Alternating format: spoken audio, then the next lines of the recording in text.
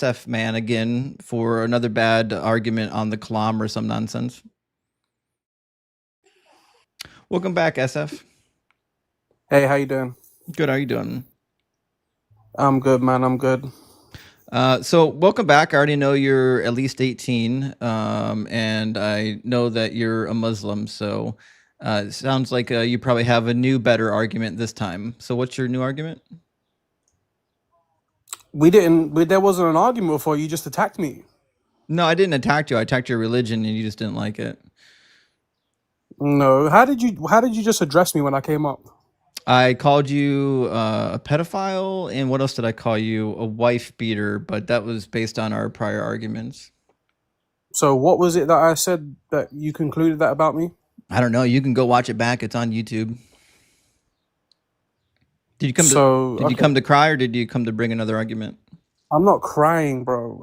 I'm expecting you to act like an adult. Nah, you shouldn't do that. So you're not an adult. Oh no, I am an adult, but I have no obligation to treat you like an adult based on our prior conversations and based on your belief system. Based on my religion. Yeah. So you have an issue with people just based off their religion. No, I have an issue with your religion. Just mine. Specifically yours and Christianity, yeah. So you just don't like 4 billion people. Oh no! I don't like your religion. Your religion creates a toxic people. Like the reason why you are the way you are is because you grew up in a religious system that enables you to be the way that you are. I'm a convert. I didn't grow up a Muslim. And whatever you want to call it, your religion is the problem. So, did you have an argument today, or did you just come to complain?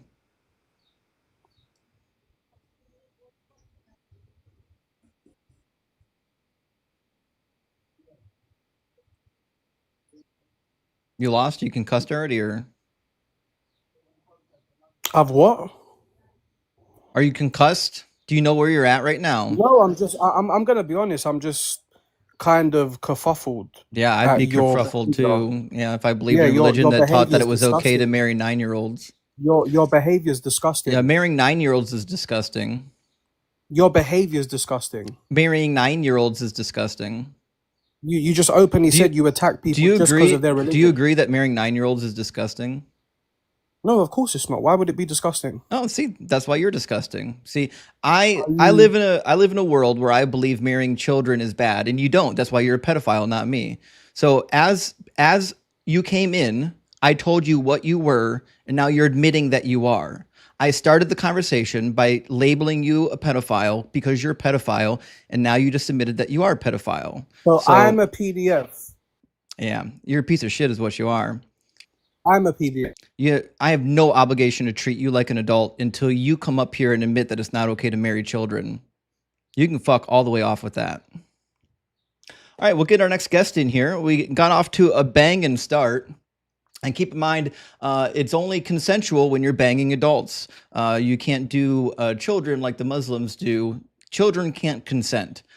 Sam, thank you so much for the super chat. Says also got the nickname Shmooly for it being Hebrew for Samuel. I know some of the Hebrew to English names are wild. But is that accurate or bogus? Actually, it's not. It's not bogus. So if you look at some of the Hebrew names, they don't translate into English the way you would think they would. Not at all. The problem is they went through like multiple layers of transliteration to get to where they're at. And sometimes when you transliterate names, it doesn't really work out the same way. You know what I mean? So Shmuli's not bad actually. I don't. I think it's Shmuel. I don't think you need the I at the end of it. If there's an I at the end of it, I'm not sure what it's doing there. It doesn't really seem to serve a function unless it's acting as like some sort of a pronoun or preposition. But I don't think it wouldn't in this case. Robert says, "Can you smell what the rock of Doug is cooking? It's burnt already. We already got one burnt PDF file in the kitchen. Didn't take very long." And Boogie, thank you for the $5 super chat. It says, with everything happening in America, your mission of showing Christians the reality of their book has never been more important. Thank you. Hail Doug. Hail Doug, the Rock of Ages. And I agree. The reason why this work is important is because there are religious idiots who will get up here and justify marrying children for no other reason than their prophet did, and their religion says it's okay. Serial Dude, thank you so much for the super chat. It says, Shale Doug, may the courts be with you, the beginning and the end, the Taukum and the Omika. Rockalations 666. Big W. Do not reject the stone that the builders rejected. Make him the cornerstone of your life, friends. And Gumby, thank you so much for the $34.99. NZ says, to vaccinate my girls against religion, I invented the sky donkey and his adversary, the death monkey. This is good. 10 years ago. They run their own nonprofit Project Pencil Case, and my wife runs their own secular charity resource. I love this. Gumby, I'd love to hear more about what you've done. This sounds amazing. Shit, if there's a way I can participate, let me know. And Silver Surfer, good to see you, my friend. Thank you so much for the $5 super hype. And Urzma, good to see you, friend. Says 3 seconds in, child marriage. It doesn't take long. I called it. I knew. I don't know why he keeps coming back. He knows every conversation is going to devolve into that. Osmo, thank you for the 1999 super thanks. I really appreciate that. Big W. Let's get our next guest in here. We're going to try to get someone from the YouTube to see if we can get the audio working this time. Brandon, welcome in. Of course, the audio is not working. What the hell is happening right now? This is crazy. This is bananas. Why would the audio just not work? I mean, I can import the audio directly from the video scene and do it. I can see the microphone reacting to me. Now, when you talk, it does show that you're talking, but I still can't hear you. Exactly, and I can hear you. Can anyone else hear him? I can't hear him. I can't hear a damn thing. Actually, it might be the browser. I'm doing the audio test as well. Give me a second. Yep. I think my browser's just fucked up today. I don't know what's going on with my browser. If I click on my headphones and say import to headphones and hit test doesn't work. So the audio for my browser isn't. It's like it's not turned on. It says it's muted. Maybe let's try this. Okay, now the audio works. Hello. All right, Brandon. I think we're good to go now. All right. How's it going? That's bananas. Okay, so I don't know why, but for some reason, when I opened up my Florp browser, it just decided that it was going to open up with all the tabs muted. Usually you have to manually go into the browser and mute them for that to happen. I don't know why that would happen. Anyways, Brandon, welcome in. We're here now. Brandon, Yes, sir. Are you a believer or a heathen? I believe I'm a believer. I am struggling with this all. Fair enough. And what type of God do you believe in? Do you believe in like the Christian God? I am coming from that background, yes. Okay. And I'm going to ask two questions. Let me start out with the easy question. The easy question is, what about Christianity are you questioning? The validity of what I've been told. Fair enough. In comparison, what other people are describing that same information. So I'm getting different stories from different sources, and it's just not making sense at this point. Yeah, I get that. And probably, have you read some of the Bible for yourself? Yeah, I did take the time to go through the Bible entirely. And it's been interesting because trying to accept it has been its own process that I'm not sure how to describe it, from hearing it originally to becoming accepting it when I don't think it makes any sense, but I'm just, trying to say, well, maybe I don't understand, so maybe that's how it is, and maybe that's what's good, even though it doesn't seem like it to me.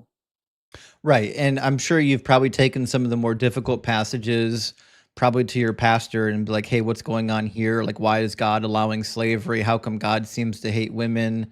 Like, Right. did you Right. receive any acceptable answers, or are they mostly kind of trash answers? Mostly just trash answers where I lead to basically more questions, and that's actually where I'm at this point, where I don't know who to ask at this point, because I go to churches and try to find out, and not really finding any progress here in this. Sure. So I'll tell you from my experience is that there are no good answers. Whether you're asking a pastor or a Bible professor, they have the same answers today that they had 2,000 years ago. If you read the writings of the earliest church fathers, the arguments for Christianity are roughly the same. They haven't advanced at all. In fact, they've probably gotten even weaker now that we have science. So if you're looking for answers and you're getting frustrated, just know that you're kind of asking for an impossible feat. There actually aren't good answers, which is why you can't seem to find them. But let me ask you a more difficult question now, Sure. which is what's keeping you in it still? There's definitely this internal, whatever it might be called, that I don't know how to describe it exactly, but I think it boils down to, what if I'm wrong? What if it's, basically, when I started in this faith, I definitely came from beforehand being an atheist, thinking more or less that this was made up stories and it has its place or something, but uh, it's more or less, yeah, just stories. Mm-hmm. Because it definitely seems to be wisdom to be found in a lot of this information. And Mm-hmm. when I basically said, maybe I'm wrong about all that, and maybe this is the real, actual, true word from God, and the way that God is, even though it doesn't make sense to me, He did it this way. It's really written in this book. And the reason why I say that I struggle with understanding is just because of my sinful nature, and I'm so backwards and wrong that when I read this and it seems backwards and wrong, that's just because of my damage, and I need to figure out how to fix that with the Holy Spirit, and just the thing that I keep leaning on is I want to know what's true, and so it's just strange that what's true, if you really study this scripture, is that it contradicts itself, and Yep. yeah, A lot of times. it's just very strange, because I would think people that dedicate decades of their life would be aware of this and would talk about it openly and discuss why and all that. And but yeah, you asked me, why am I holding on to it? I think it boils down to like fear, like what if I'm wrong, that kind of thing. Yeah. So let me. I think that for a lot of people, the fear is what keeps them in it. I personally have some friends and family that are either in that same boat or were in the same boat. So let me deal a little bit with the fear, because it sounds like the fear that you have is afraid that you're going to go to hell. And so Yeah. we can address that a little bit, right? So, like, if we do believe that if God is good, He's all knowing, He's all loving, He's all powerful, different things like that, then maybe one Hmm. thing we should ask ourselves is the Christian concept of hell, does it match with this idea of God being those characteristics? And I don't think it does. And I'll give you a reason why that is, right? So basically, in Christianity, we kind of have this idea that all human beings, no matter how little or how small, are going to sin. And even if you say that, well, there is like an age of accountability, you could say that for now it's 13. I don't know what they would have viewed it as during the biblical time period. Let's just say for argumentation's Sure. sake it's 13, right? So let's imagine I Sure. turn 13 and then Mm. I immediately tell a fib to my parents. I've now lied, I've sinned, I broke one of the 10 commandments, right? Now, Right. according to Christianity, if that same day somebody presents the gospel to me and I'm like, man, that sounds silly, and then I die, well, I just went to hell, Correct. Yeah. right? So Exactly. According to the scripture. Yes. right, I believe according so.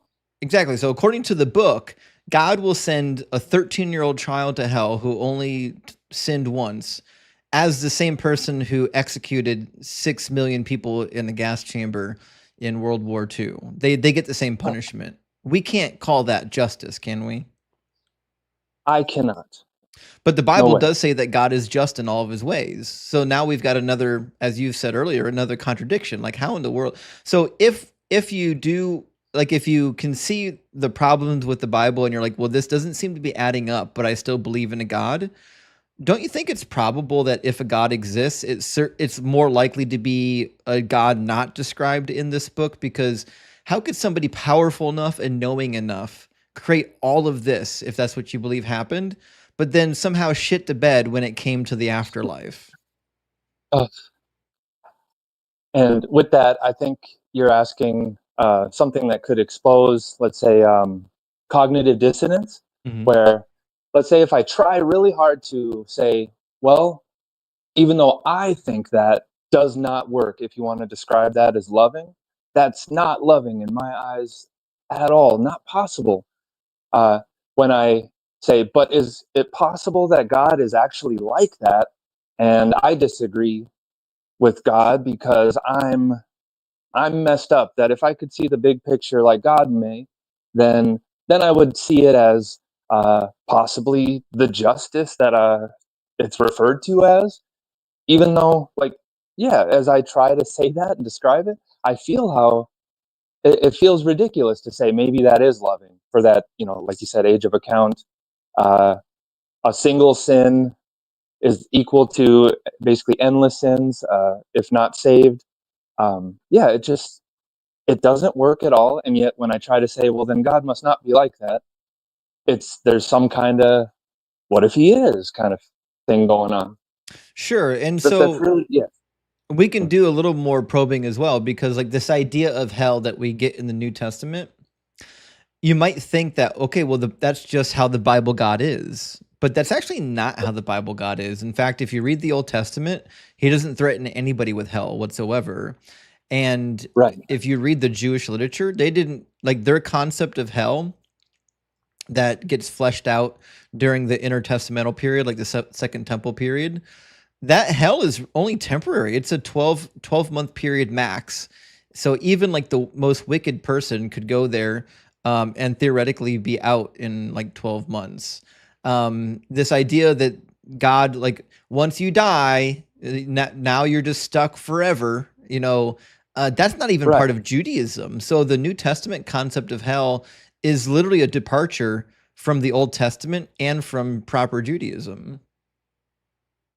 Which is very, very confusing because when I try to understand this and, like say going into a church for the first time when I'm like, maybe God's real and I want to give him a chance, that this information isn't, say, straightened out or very clear when I ask this. So I would think this maybe points to more of like the issue of the situation. Yeah. And so let me put another thing, another like feather in your cap now that you're reading the Sure. Bible for yourself. Yeah. And I think for me, this was the thing that pushed me over when I was a deconstructing Christian. This is the thing that pushed me over the edge where I was like, oh, Christianity is just a load of bullshit. Yeah, I think maybe. like maybe the Abrahamic God exists, but it ain't Jesus. So you might be inclined to believe the hell teaching because it's in the New Testament, and you probably think the New Testament's important because that's the basis for Christianity. That's why you're a Christian, not a Jew. But if I told you Right. something, if I told you, listen, not only was Jesus a liar and a fraud, but he didn't fulfill a single messianic prophecy, not even one. If that claim were true, what would that mean for Christianity? That would be more or less all that you need to know about, let's say, the scripture, or I suppose the New Testament. Basically, I would think then I could disregard more or less it entirely. Right. Yeah. Exactly. Yeah. If Jesus didn't fulfill a damn prophecy, then we could pretty much care less about what he has to say. So his opinion on hell is now meaningless. Let's read a couple 'Cause, prophecies sure. and see what we think about them. I'm going to go to Jeremiah 31 and I'm going to read like 15 through 17. And Jeremiah 31 is a pretty famous passage, but the reality is Jeremiah 31 is about the restoration of the Israelites after the Babylonian exile. So Jeremiah is writing basically as they're being carried off into exile. And he prophesied a couple chapters prior in chapter 25 that they would be gone for 70 years and then they would come back. This prophecy seems to be written about 605, 606 BCE. And this is what Jeremiah says. Jeremiah says, "Thus saith the Lord, a voice is heard in Ramah, lamentation and bitter weeping. Rachel is weeping for her children. She refuses to be comforted for her children because they are no more. Thus says the Lord, keep your voice from weeping and your eyes from tears, for there is a reward for your work, says the Lord. They shall come back from the land of the enemy, and there is hope for your future, says the Lord. Your children shall come back to their own country." Now that seems pretty clear. Like you can read the entire chapter if you want a little more context, but there's nothing in what we just read that's unclear, right? Yeah, I would think not. Right. Now, it seems to be a prophecy for the Israelites being carried off into captivity and a promise that they're going to come back and they're going to be restored to their land. But if you read the book of Matthew, Matthew says when Herod executed all the infants in and around Bethlehem because he was afraid of Jesus, this is what Matthew says. Matthew says, "Then what had been spoken through the prophet Jeremiah was fulfilled. A voice was heard in Ramah, wailing in loud lamentation, Rachel weeping for her children. She refused to be consoled because they are no more." But Matthew can't be serious thinking that the death of the babies in Bethlehem is a fulfillment of Jeremiah 31, because we just read Jeremiah 31. It has nothing to do with a bunch of babies dying in Bethlehem. It's not even remotely close. And this is what's very confusing is so the certainty that people will tell me otherwise, that certainty being built maybe off of what they've been told, that that is it just, would you think this is an IQ thing where somebody can read it just as you did and not be able to pick up the contradiction or the issue, as you put it? Well, to me, I think it's an honesty thing. So if you ask the average Christian, it's not that they're being dishonest. Typically, they don't know any better. Like they've read the New Testament and they've read the fulfilled prophecy and they never went back to the Old Testament to see what's actually being said. They're just like, oh, well, Matthew said he fulfilled a prophecy, so he did, right? So for a lot of Christians, it's just a lack of study. But there are pastors and professors and whatnot that do know about this problem. They know that Jesus didn't actually fulfill any prophecies. So they have to invent like new types of prophecies. They'll say, well, like it was a typological prophecy. Jesus did something that was similar to something that happened prior. So it's a foreshadowing. But listen, that's all bullshit. The second fulfillment sometimes, right? A dual fulfillment. Okay. Except the second one's completely divorced from the context. But if very like bizarre. But that's the same justification that Mormons give for Joseph Smith. So Joseph Smith fulfilled a bunch of prophecies, but only if you believe in like third fulfillments, second fulfillments, and typologies. And Christians don't accept it for Joseph Smith, so why are they accepting it with Jesus? That's such a good question. And I would think that if we're being honest, as in what we care about is truth, that if this doesn't look good, or if this is a point where it makes it makes the word of God to be maybe not the word of God, that we would be bringing this up to the forefront and say, hey, look at this. This makes it seem like it's less likely, but look at this, makes it more likely. Instead of hiding it or trying to pretend they didn't know, or I don't know because that's very confusing when I try to find out, and that's the response is they don't seem to know about this, but explain it in another way that kind of makes it work if you're thinking of God in a certain way. Right. Yeah. So I don't think most Christians that are really studying the Bible, I don't think most of them are doing it honestly. And I think a lot of them are engaging in apologetics rather than actual scholarship. So a Bible scholar reads the Bible and says, okay, what's happening here? Like who's speaking? Who are they speaking to? What's the intention of the message? But apologetics is different. Apologetics says, okay, I don't care what this passage says. I need to bend the words so that it doesn't mess up what my currently held beliefs.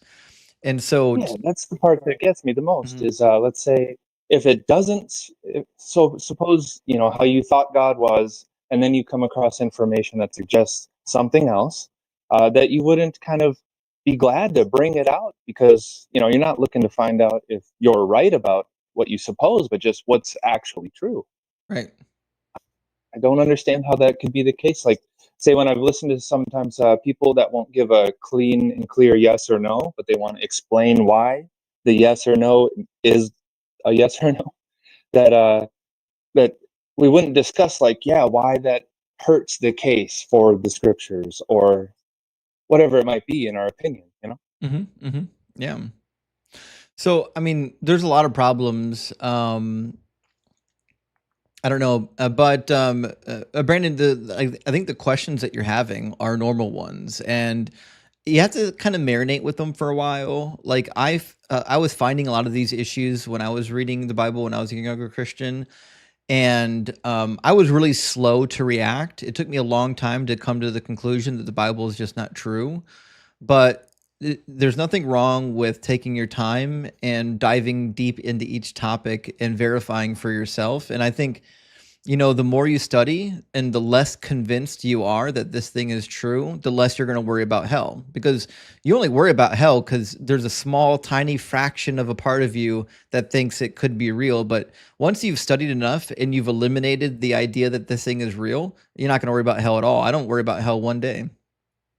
But yeah, it definitely is only hanging around in my mind because people have told me about it and Mhm. because of the, say, honest search for God that I've been in sermons where it's kind of this stuff works really deeply, where, you know, at a point I was really grateful for being able to, like, say, I'm gonna stop doubting and really put some faith into this God.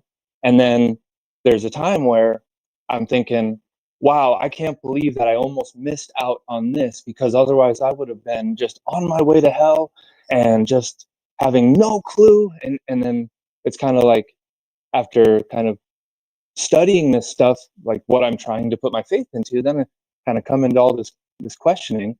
And Mhm. so now it's almost like I'm working my way out of all that, like, instead of, sorry, what I'm calling gratitude at one point, and now I'm like, wow, I really kind of put that deep into my mind in a way that's like, I'm not sure what to do about that. But I guess that's what we're doing here is just talking it out and using all the tools we have to make sense of, like, what's real and what's true. And um, I'm wondering, is there is it helpful at all? Because I did have kind of a stance that it might be not worth much or maybe not worth anything, but from the stance of maybe God isn't only imaginary. I don't know what you mean. Right. So, like, the reason I wanted to come through and talk with you was the concept that God has maybe more of an impact than, say, in somebody's imagination, as in, say, it being the principal reason why people do certain behaviors, and therefore not only in the imagination but also in the real world why people do what they do sometimes. Well, I think the belief in God affects people's behaviors, but I Yeah. could easily believe in the tooth fairy, and that would affect my behavior. But I don't think that would make the tooth fairy real, right? Not necessarily real. Definitely want to say no, not real. And I guess that's why maybe the idea that it's not just in your imagination might not hold any weight.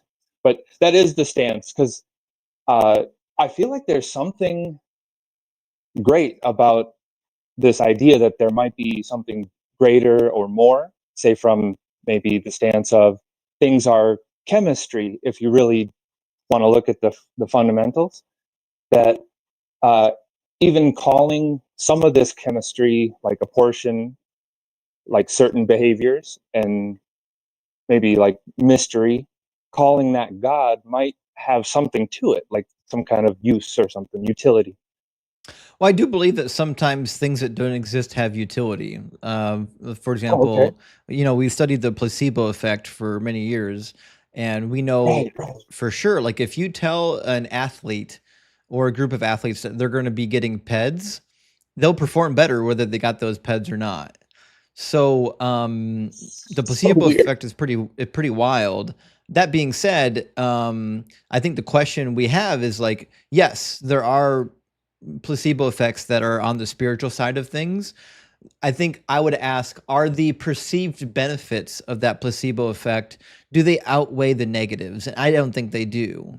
Right, right. Yeah, I would agree. Even though I haven't, like, I don't have a bunch of data to support this.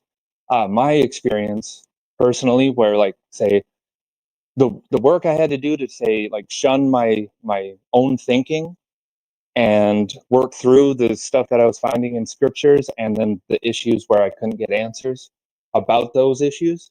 The that process was not good at all for my mental health and whatnot. You know. Yeah, I get that. Well, so Brandon, are you on Discord? No, no, You I'm should. not sure what that is. Sorry. It's like an offline. It's a it's a platform for community and chat. We have a pretty big Discord. I think we're about to hit 4,000 here. People that are talking about these topics, having dialogue about these topics. A lot of people smarter than me in there as well. If you're Oh no. interested in dialoguing with some people offline about these topics, I would definitely recommend joining the Discord. But I've got to move on to our next guest and get a debate started up. All right, sounds great. I do appreciate what you do. Makes things make a lot more sense sometimes. Just trying to say thanks. I appreciate it. Well, thanks for coming on, Brandon, and take your time working through these problems. You don't have to rush yourself through it. Just read it, think about it, marinate on it, and then try to come to logical conclusions. I agree. As you put it, what do the words mean? Words mean words, right? Right? Yep. All All right. Thank you. Thank right. you very Cheers. Have a good one. much. W. Brandon is hard. It's hard deconstructing. It's not fun. It's quite lonely. Let me grab a couple of super chats. We'll get to our next guest already. Carnage Asada, Big W for the $5 super chat. Thank you so much. Has just popped in and caught a glimpse of the experimental muted stream. Such a vibe. 10 out of 10. Ambiance, no notes. Yeah, the mute stream is wild. Oh man, what I don't know. I have a vision of a future where we're not going to have all of these technological glitches, but I don't know if that's the case. I don't know if that's ever going to happen. Hanging with Jesus, thank you so much for the $5 super chat. It says, did the Hebrew Bible laws extend to Christians? What are some resources or scripture to follow history and development of sin over time? Well, okay, I don't know what sin over time means, but as for the laws, I actually have a document. If you message me on Discord, I can send you the document that gives you all the Bible verses you need to know about who the law applies to and why it applies to them. I put it together probably a year and a half ago now. That being said, this general idea that the law was permanent, not temporary, is you can just read the first 12 chapters of Deuteronomy, and it's very clear. God says the law is forever. God said it's not too hard for you. In fact, in Deuteronomy 30, when it talks about the new era, where you'll receive your heart of flesh, to replace your heart of stone, or you'll get the circumcision of the flesh in Deuteronomy 30. This is the New Testament era, the New Covenant era. It includes following the laws. So if God says, "Hey, at this time I will give you'll get circumcised in the heart, not the flesh, and then you're going to follow my laws, like these laws in the Torah," it can only mean one thing. Sasha, thank you so much for the $20 super chat, my friend. Big W says, currently talking my sister through a breakup from her Muslim ex who broke up with her after 3 years because she wouldn't convert to his gross religion. She's heartbroken, but I'm so relieved. Hail, Doug, and you rock. Well, thank you so much, Sasha. And trust me, she dodged a BULET, that's for sure. She does not want to marry into that religion. Women are property in that religion. I know there are sects of Islam that are progressive. I know they exist, but they're not common. I wouldn't want someone married into it. Marcus, thank you for the $3 super chat. I appreciate that, friend. And Spider, thank you for the $2 super chat or $20 SEK. Says, does God rely on sinful people to spread the word? I think it's because it's all he has. Because he doesn't have anything else to work with, right? Or because he doesn't exist and it's made up by these same men. Pat, thank you for the $5 super chat. Says, I remember being in Brandon's shoes before, unplugging myself from the crazy world of Christian belief. It was tough, but was a good decision. So I'm with you, Pat. I think a lot of us went through it the same way. We were in his shoes. It's a long, difficult process, but hoping the best for him. You just have to take your time and work through it honestly. Welcome to the Kraken Crew Elite, Randy. And also, Randy, thank you for gifting out 10 DZ memberships. Thank you so much. A big W, Randy. That's very generous. And just 3 more super chats here. Joe L, thank you for the $10 super chat. Says, who was there to witness God create the world and write down all the things he said to Adam and Eve? And what language was being spoken in the garden? So, Joel, these are good questions. Most Christians would say that, well, God dictated it to Moses, which is weird because if you read the Torah that was supposedly dictated to Moses is full of contradictions. So it's weird that God would dictate a bunch of contradictions to Moses. But that's the answer. That's what they'll tell you, Joel. It's a good question, though. And 904, thank you for the 1999 super chat, says, as a non-dual process theologian demon, I have such respect for you and everything you are doing. Well, thank you so much, 904. Or 940 says, rock hard for Doug. May the foundation of substantiation grant it you peace. Amazing work with the words 9040. Amazing work. And listen, you've got a demon, so you've had to put together your share of sermons. You should be a pretty good wordsmith. If I know anything about giving sermons, is that if you can do some wordsmithing, you can get some extra props. You get bonus points. Malcolm, thank you for the $10 super chat. It says, we all know words don't mean words, but there's no single word that never means what it means more than context. You mean the time, place, and situation of the verse, and they just mean bias. Yeah, basically. You nailed it on the head. When you're looking at context, you need to know who said it, what time period they said it, who they said it to, what are the texts that are related to it, right? If he's speaking something, is that something related to something that he said prior? Is it related to something that he or she said at a different time period? Like, these are all contextual questions that Christians just gloss over. Christians treat context like context is just that little bit. Like, there's more rope that I can use to hang myself with, as they say. They think that if you just add more to what you're reading, then there's more words to twist around. But then, if you're with someone who's actually read the book, then you're like, well, no, your context isn't fixing it. You're just working with more words that you think are elastic. That's all. So we've got with us now Johnny. Welcome in, Johnny.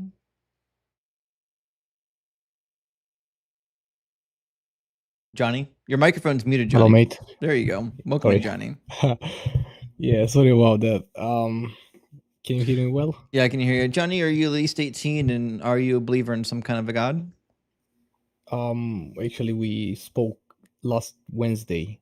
Okay. And yeah, I told you that I am in between, and well, I proceeded to describe somewhat of an objective morality. And we, I don't know if you remember, but we came to discuss about pain, and I was saying that pain is a signal for me that morality is objective. It was a short discussion because it was late in the UK. Right. So did you want to pick up where we left off, or did you have a different argument? You know what?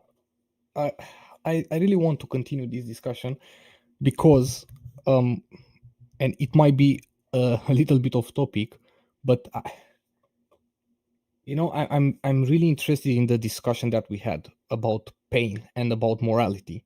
But obviously, with your permission, we can speak about this because I don't want to be off topic. Obviously, the platform is about people that call and argue for God. So, Johnny, I forget. Are you a believer in God or not? I don't think I can call myself a believer now. But Okay, I'm so we're inclining just talking towards to that believers. direction. We're just talking to believers. Yeah. Well, sorry, bud. Yeah, definitely. I should discuss about this with somebody else about the moral objectivity. Yeah, call in on Ian's show. He'll talk to you for 3 hours on moral objectivity. Yeah. Well, thank you. Cheers, buddy. So- Have a good one. Bye. Definitely not interested in a conversation on objective morals from an atheist worldview. Ms. Michelle, thank you for the hand hearts. Thank you so much. And username taken, thank you for gifting out a sub on TikTok. And also Indian Throne, thank you for subbing for 3 months. And Bad Religion, thank you so much for the hand hearts on TikTok. I really appreciate that, friends. All right, we're going to get our next guest up in here then. It looks like we've got people in our YouTube queue and our TikTok queue. Damo, thank you for the $10 super chat, buddy. He says, finally able to catch you live, listening to you at work, which always makes the day more enjoyable. Well, listen, I really appreciate that you're chilling at work, watching the stream. And speaking of someone who I think is chilling at work, watching the stream, welcome in, Sarah. Hello. Great to see you. How's it going? Pretty well, just doing some daytime stream. Nice, I like it. We're going to bring in Creed. I don't know if you've met Creed yet. I feel like I have. Creed's actually pretty nice. Hello, Justin. I'm not to the date for real this time. Welcome back, Creed.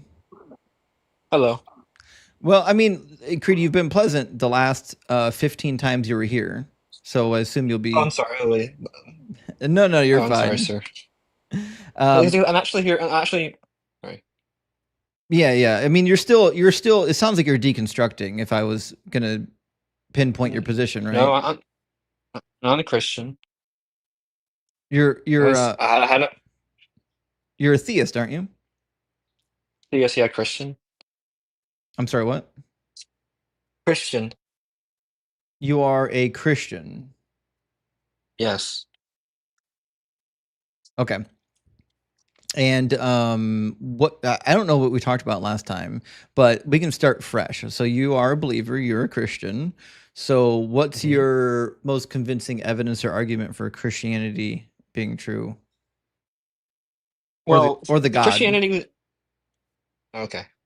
Well, I would say that the first argument had that Christianity was pretty radical for its time. Like its beliefs were like not like anything else of the time. Like the ideas of the equality and like respect for your fellow man. Like the way Christianity presents it compared to the other gods and belief systems is like so different. Like most of the other gods were like violent and wrathful creatures that Yahweh is a god. I mean, like Yahweh? Jesus is Yahweh. That means he's violent and wrathful.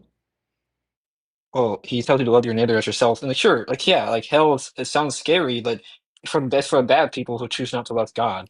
Well, let's just pause for a second, right? Because Yahweh was the one that said to love your neighbor as yourself, but Yahweh was the wrathful, violent guy, right? So it seems like Jesus is just Yahweh 2.0. No, he's not Yahweh 2.0. He's God. Right, which is Yahweh. Yes. Okay. So correct. If Jesus is Yahweh, then he is God.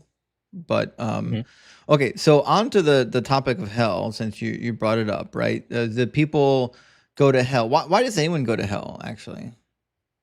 Well, it says in scripture that God originally made it for, like the fallen angels, but whenever an entity fell, God had to start using it for the wicked humans. Sure. Matthew 25 says that, right? So when God created hell, did he know humans would go there? Well, he was still giving us a choice that most likely you could see the future, yes. Okay, so God did know that humans would go there when he created it. Did he have to create it? Well, the angels are becoming evil. I don't think he wanted to keep the evilness in heaven with them. Well, he could just execute the angels. Like, he doesn't have to keep the angels alive. But God doesn't want to kill. God doesn't kill people. He doesn't kill people. God doesn't kill people? Have you read the book? Well, not. No. I mean their soul. I mean their soul forever. No. I mean their soul. God did not destroy people's souls. But Like he could. he made like he could that he does it. He shows you mercy in that regard. Well, not mercy. Like the angels that are locked up in darkness are going to be executed, don't you think? Oh, they're gonna go to hell. I think hell's forever, isn't it? Like a prison. Well, I think it depends on what you think about hell. But what I'm saying is the angels that are currently locked up, according to Second Peter and Jude, right? When they get Yes. judged by God, I assume they're going to be executed, right? Because both death and Hades are going to be thrown into the lake of fire and theoretically be no more. And we can't imagine that God's going to let them into heaven, right? Well, no, they're not gonna go to heaven. Okay. So what I suspect then is that the angels that are currently awaiting judgment they're going to be executed. They're going to be toast, right? Well, they're gonna go to hell for because God made hell for the people, the angels that had turned wicked against him. Well, So that's what they're gonna do. maybe I should start with a clarifying question. Do you believe in annihilation or not? No, I do not believe in annihilation. Okay, we can start on the same foot then. Okay, so if you don't believe in annihilation, then you just believe that they're going to stay in hell forever. Yeah, that's the way it's always been taught. Like Okay. Church of Christ teaches that. Can I ask another clarifying question? Sure. You've said that hell is for the bad people and where like wicked people go. So is heaven then for good people and bad people go to hell? Well, whenever you are baptized in Jesus Christ, your sins are washed away. So it means like you're now pure in God's sight, and He'll let you into heaven. Okay, so hell is a punishment for being bad. Yes, for disobeying God. Yes. Okay, or is it a punishment for not believing in God? Well, it's a bit complicated. That it can be all the above. Okay, so in God's eyes, good people go to heaven and bad people go to hell. Yes, that's what He seems to believe in the Bible. Okay, thank you. Let me give you I'm going to give you a scenario. I want your analyzation of it, okay? Let's imagine for a second. Do you believe in the age of accountability? Like, do you believe that like 10-year-olds are going to hell because they disobeyed their parents? Or do you believe that like at some point they become accountable for their deeds, but not as a child? So yes. Like I do believe in edge accountability. I don't think God's going to send like an innocent to hell. No, it's just not really, it's not reasonable. Okay. They don't have the mental capacity. Okay, let's assume for the sake of argument that the age of accountability is 13, right? You turn 13, you're now accountable. Now, I'm sure we all know that's an unrealistic gradation, but that's what we're going to have for now. So, if somebody two people, right? Creed number 1 and Creed number 2 just turned 13.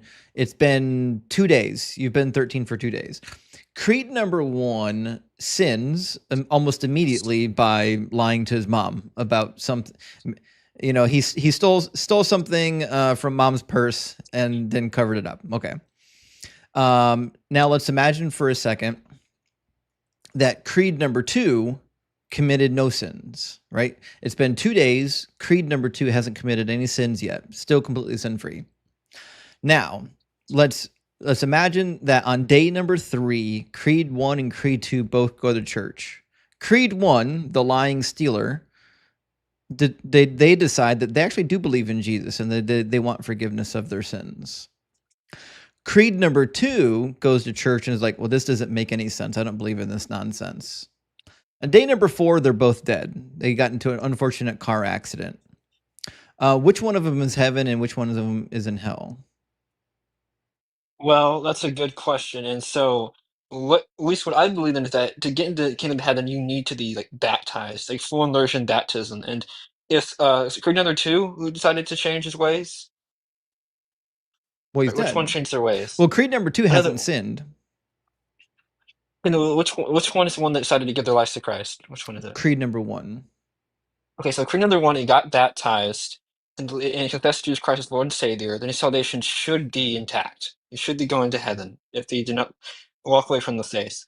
Okay. Creed number 1, Creed number 2 would probably not be in heaven because they didn't set God as their Lord and Savior. That's right. Okay. Now, Creed number 2 hadn't committed any sins yet.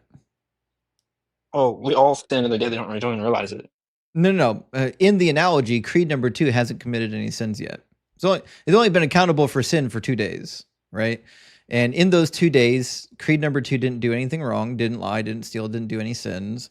The only thing that he did was exist for another 3 days, heard about Jesus, said, yeah, I don't think that's silly, and then he died, right? But in your worldview, even though Creed number 2 hadn't committed any sins, the fact that he just didn't believe in Jesus means he's going to hell, right? Well, you, you have to understand that, we all have kind of inherited, like, ever since the fall of man happened in the garden, we all have inherited this nature that makes us like unpleasant in the eyes of God. And back in the day, did you're trying to say? So then God punishes you for things that are out of your control.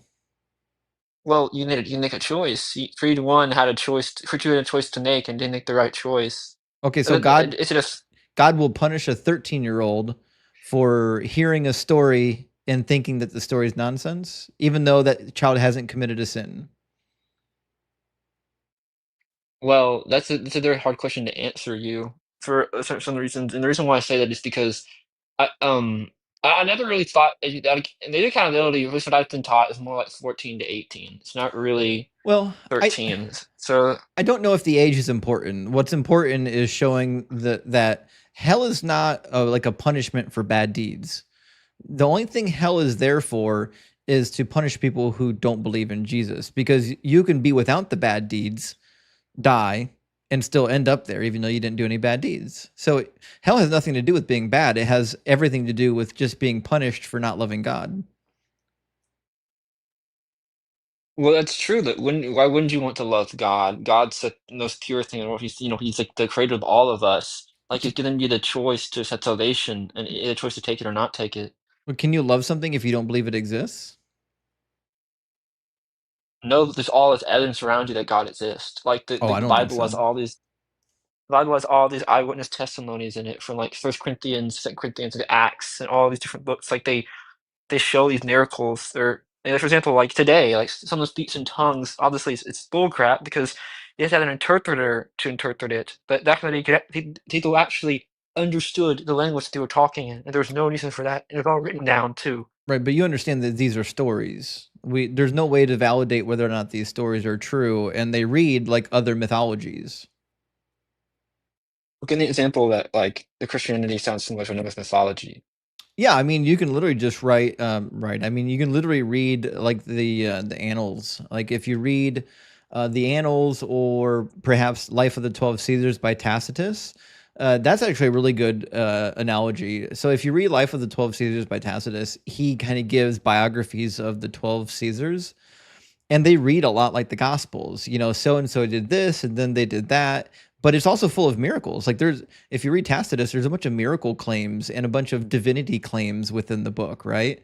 So I'm reading Tacitus. I'm like, shit. Like, I do believe that the Caesars existed. I really do. Do I believe that one of them was an ancestor of Hercules? No. Do I believe that one of them was descended from Jupiter? No, of course not. And I would read the biographies of Jesus, if you will call them that, like the Gospels. I'd read them the same way. I was like, well, this sounds like, first century biographical mythology. I know, but there's not. I know that nobody that didn't stick around. Like Christianity stuck around for so long to really like it's clearly changing people's lives. Unlike that story that you just told me about that people don't really believe in because it's stupid. It doesn't make any sense. Well, neither does Christianity, right? So, and something having sticking around power doesn't make it true. Like Islam not only is still sticking around, but it's going to be larger than Christianity soon. So Yes, the Christian. Go ahead. Yes, that Islam borrows a lot of its central ideas from Christianity Like and what? Judaism. Like it acknowledges certain Christian figures like Abraham, I believe, right, as like a figure in the Torah in the Quran, Well, they're and robbing from like Judaism.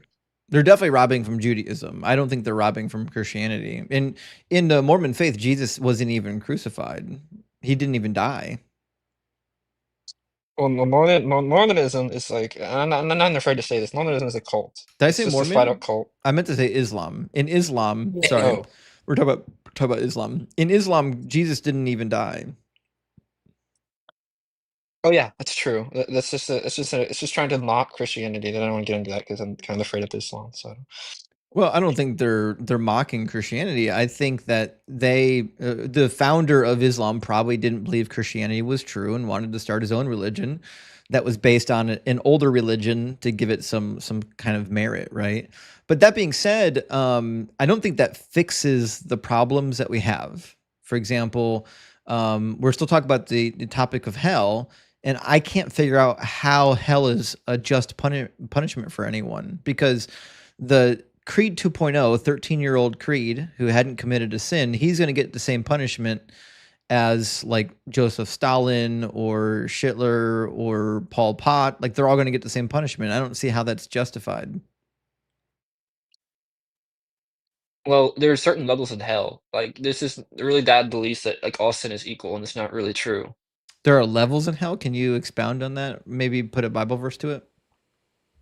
Well, I mean, there's like a verse that talks about how like say someone knows the gospel and they decide to go off and sin, God will punish that person harsher than it was someone who did not know the gospel and sinned. With what?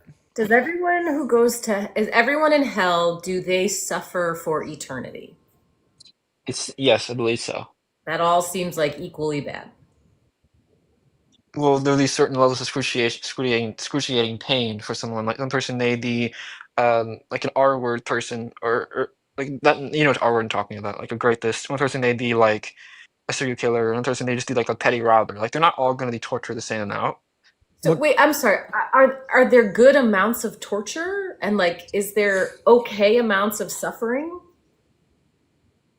I mean, no. I mean, these people had every choice to accept God as their Lord and Savior, and they didn't do Wait, hold that. on. So is everyone getting the same punishment or not? Like you've said that everyone is suffering for eternity, right? Mhm. So you're saying it's different because some people are suffering even worse, extra special, horrible torture versus some people are just getting medium torture?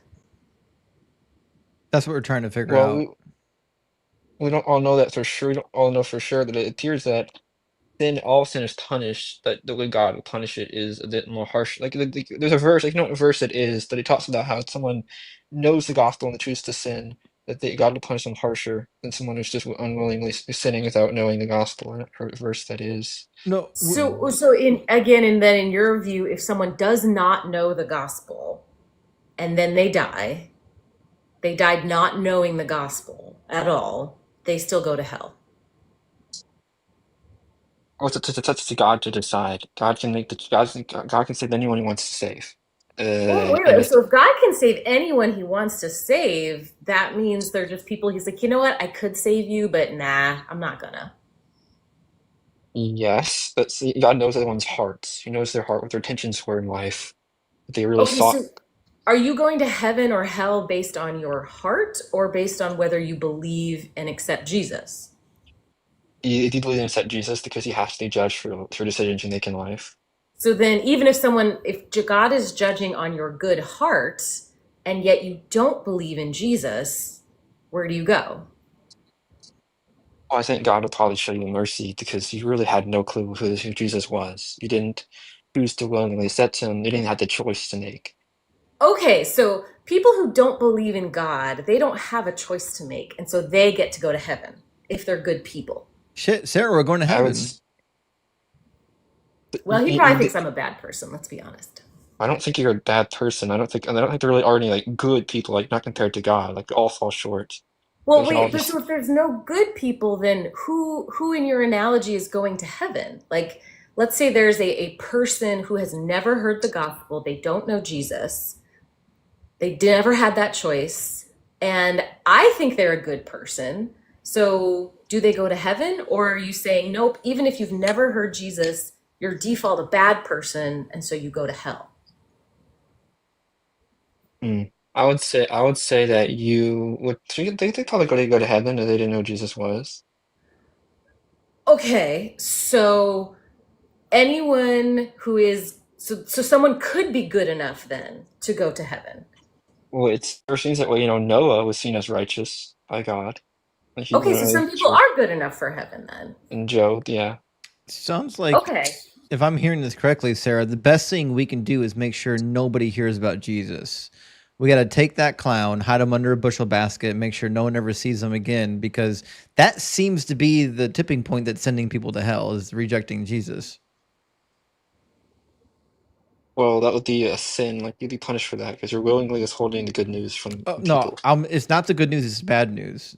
It's only bad news, because as soon as you hear about Jesus, now you're liable to hell. Without Jesus, you're just judged based on whether or not you were a good person or a bad person, which I actually think is fair. Well, think that Christianity teaches you how to do certain things right, like how to have good relationships with people, and like other religions really just don't do that for you. Well, that's not true. What? Wait, do you think people don't know how to be like good, have good relationships without Christianity? Well, I would say there's a lot of truth to that. Like how like a lot of people who don't like Christianity look at they're committing sins like cheating on people, and they're not like keeping like not staying married, they're getting divorced and due to like Whoa. Wait, I'm sorry. false You really divorces. should look up the statistics on divorce and infidelity before you make a claim like that. You know, the divorce rate in the church is the same as outside of the church, right? I've heard that before.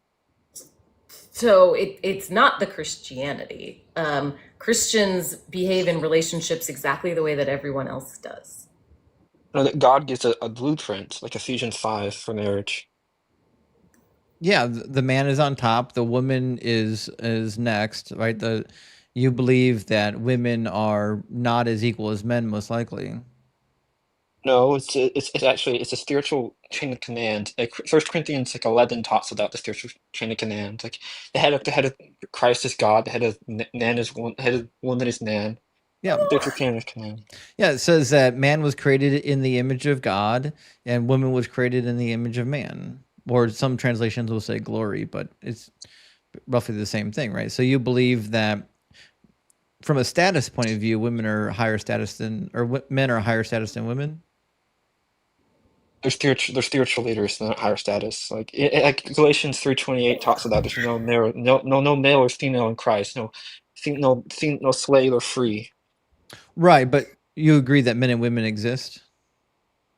Well, yes, of You course. It's a ridiculous question. you agree that one of them within the society we live in, not in Christ, but in the real world, the world we live in, that they are not equal? Well, sadly, it's just been that way throughout history because in the fall, God says one of the curses is that men are going to rule over women due to like them taking dominance, like due to the Well, fall. it doesn't say anything about dominance. It says that men will dominate over women in Genesis 3:16. It says your desire will be for your husband, but he will rule over you. Well, yes, and so that was a fair punishment because she was the one she sinned first. Adam did sin as well. So Wait, I'm God sorry. put I just want to clarify here. So is man ruling over women, is that a punishment or is that supposed to be a blueprint for a good, healthy relationship? God is adjusting like for example, when it first and God first. Which one? You got to I'm pick being one of them. serious. I'm actually being serious. When God first made the world, they were like, they were naked and together and they're not ashamed, Genesis chapter 2. And then once the fall happens in Genesis chapter 3, one of the curses of that relationships are no longer going to have balance to them. And so due to the imbalance in our power dynamics, God had to adjust the way relationships work under sin. So we are supposed to treat everyone equally as we would like our neighbor. Okay, I don't know if that answers Sarah's question. Did you hear Sarah's question? What was their question? So you just said that in Genesis, Eve is punished for her sin by having the man have dominance over her. So that is a punishment. But then separately, you said that this relationship where a man has spiritual leadership over a woman is instead a blueprint for good relationships. But Yes, these two things cannot coexist. If but Eve is being punished, that is not a healthy, good relationship. It's either a good relationship or it's a punishment, but it cannot be both. well, God didn't retract the curses. Like women still have pain in childbirth today, so He's not going to take away all the curses. Like the world's still Right. fallen, So so it's a punishment, not a blueprint for a healthy relationship. the Ephesians 5 is a healthy blueprint for the fallen world that we live in We're in today. Genesis 3. No, it's a punishment. Okay. They're being punished. So this unequal dynamic is a punishment, which means this isn't something we should look to as a blueprint for a healthy relationship. This is God punishing women.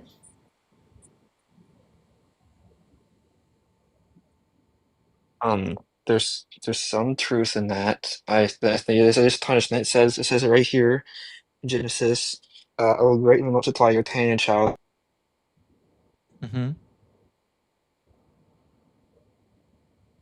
We lost you, Creed. We lost your audio. Where'd you go? And the Bible actually follows this up later on. Is Yeah, in 1 Timothy chapter 2. Huh? In 1 Timothy chapter 2, it follows it up, right? It says, also, women should dress themselves moderate in clothing, so on and so forth. And he says, I do not permit a woman to teach or to have authority over a man. She is to keep silent, for Adam was formed first and then Eve. And Adam was not deceived, but the woman was deceived and became a transgressor.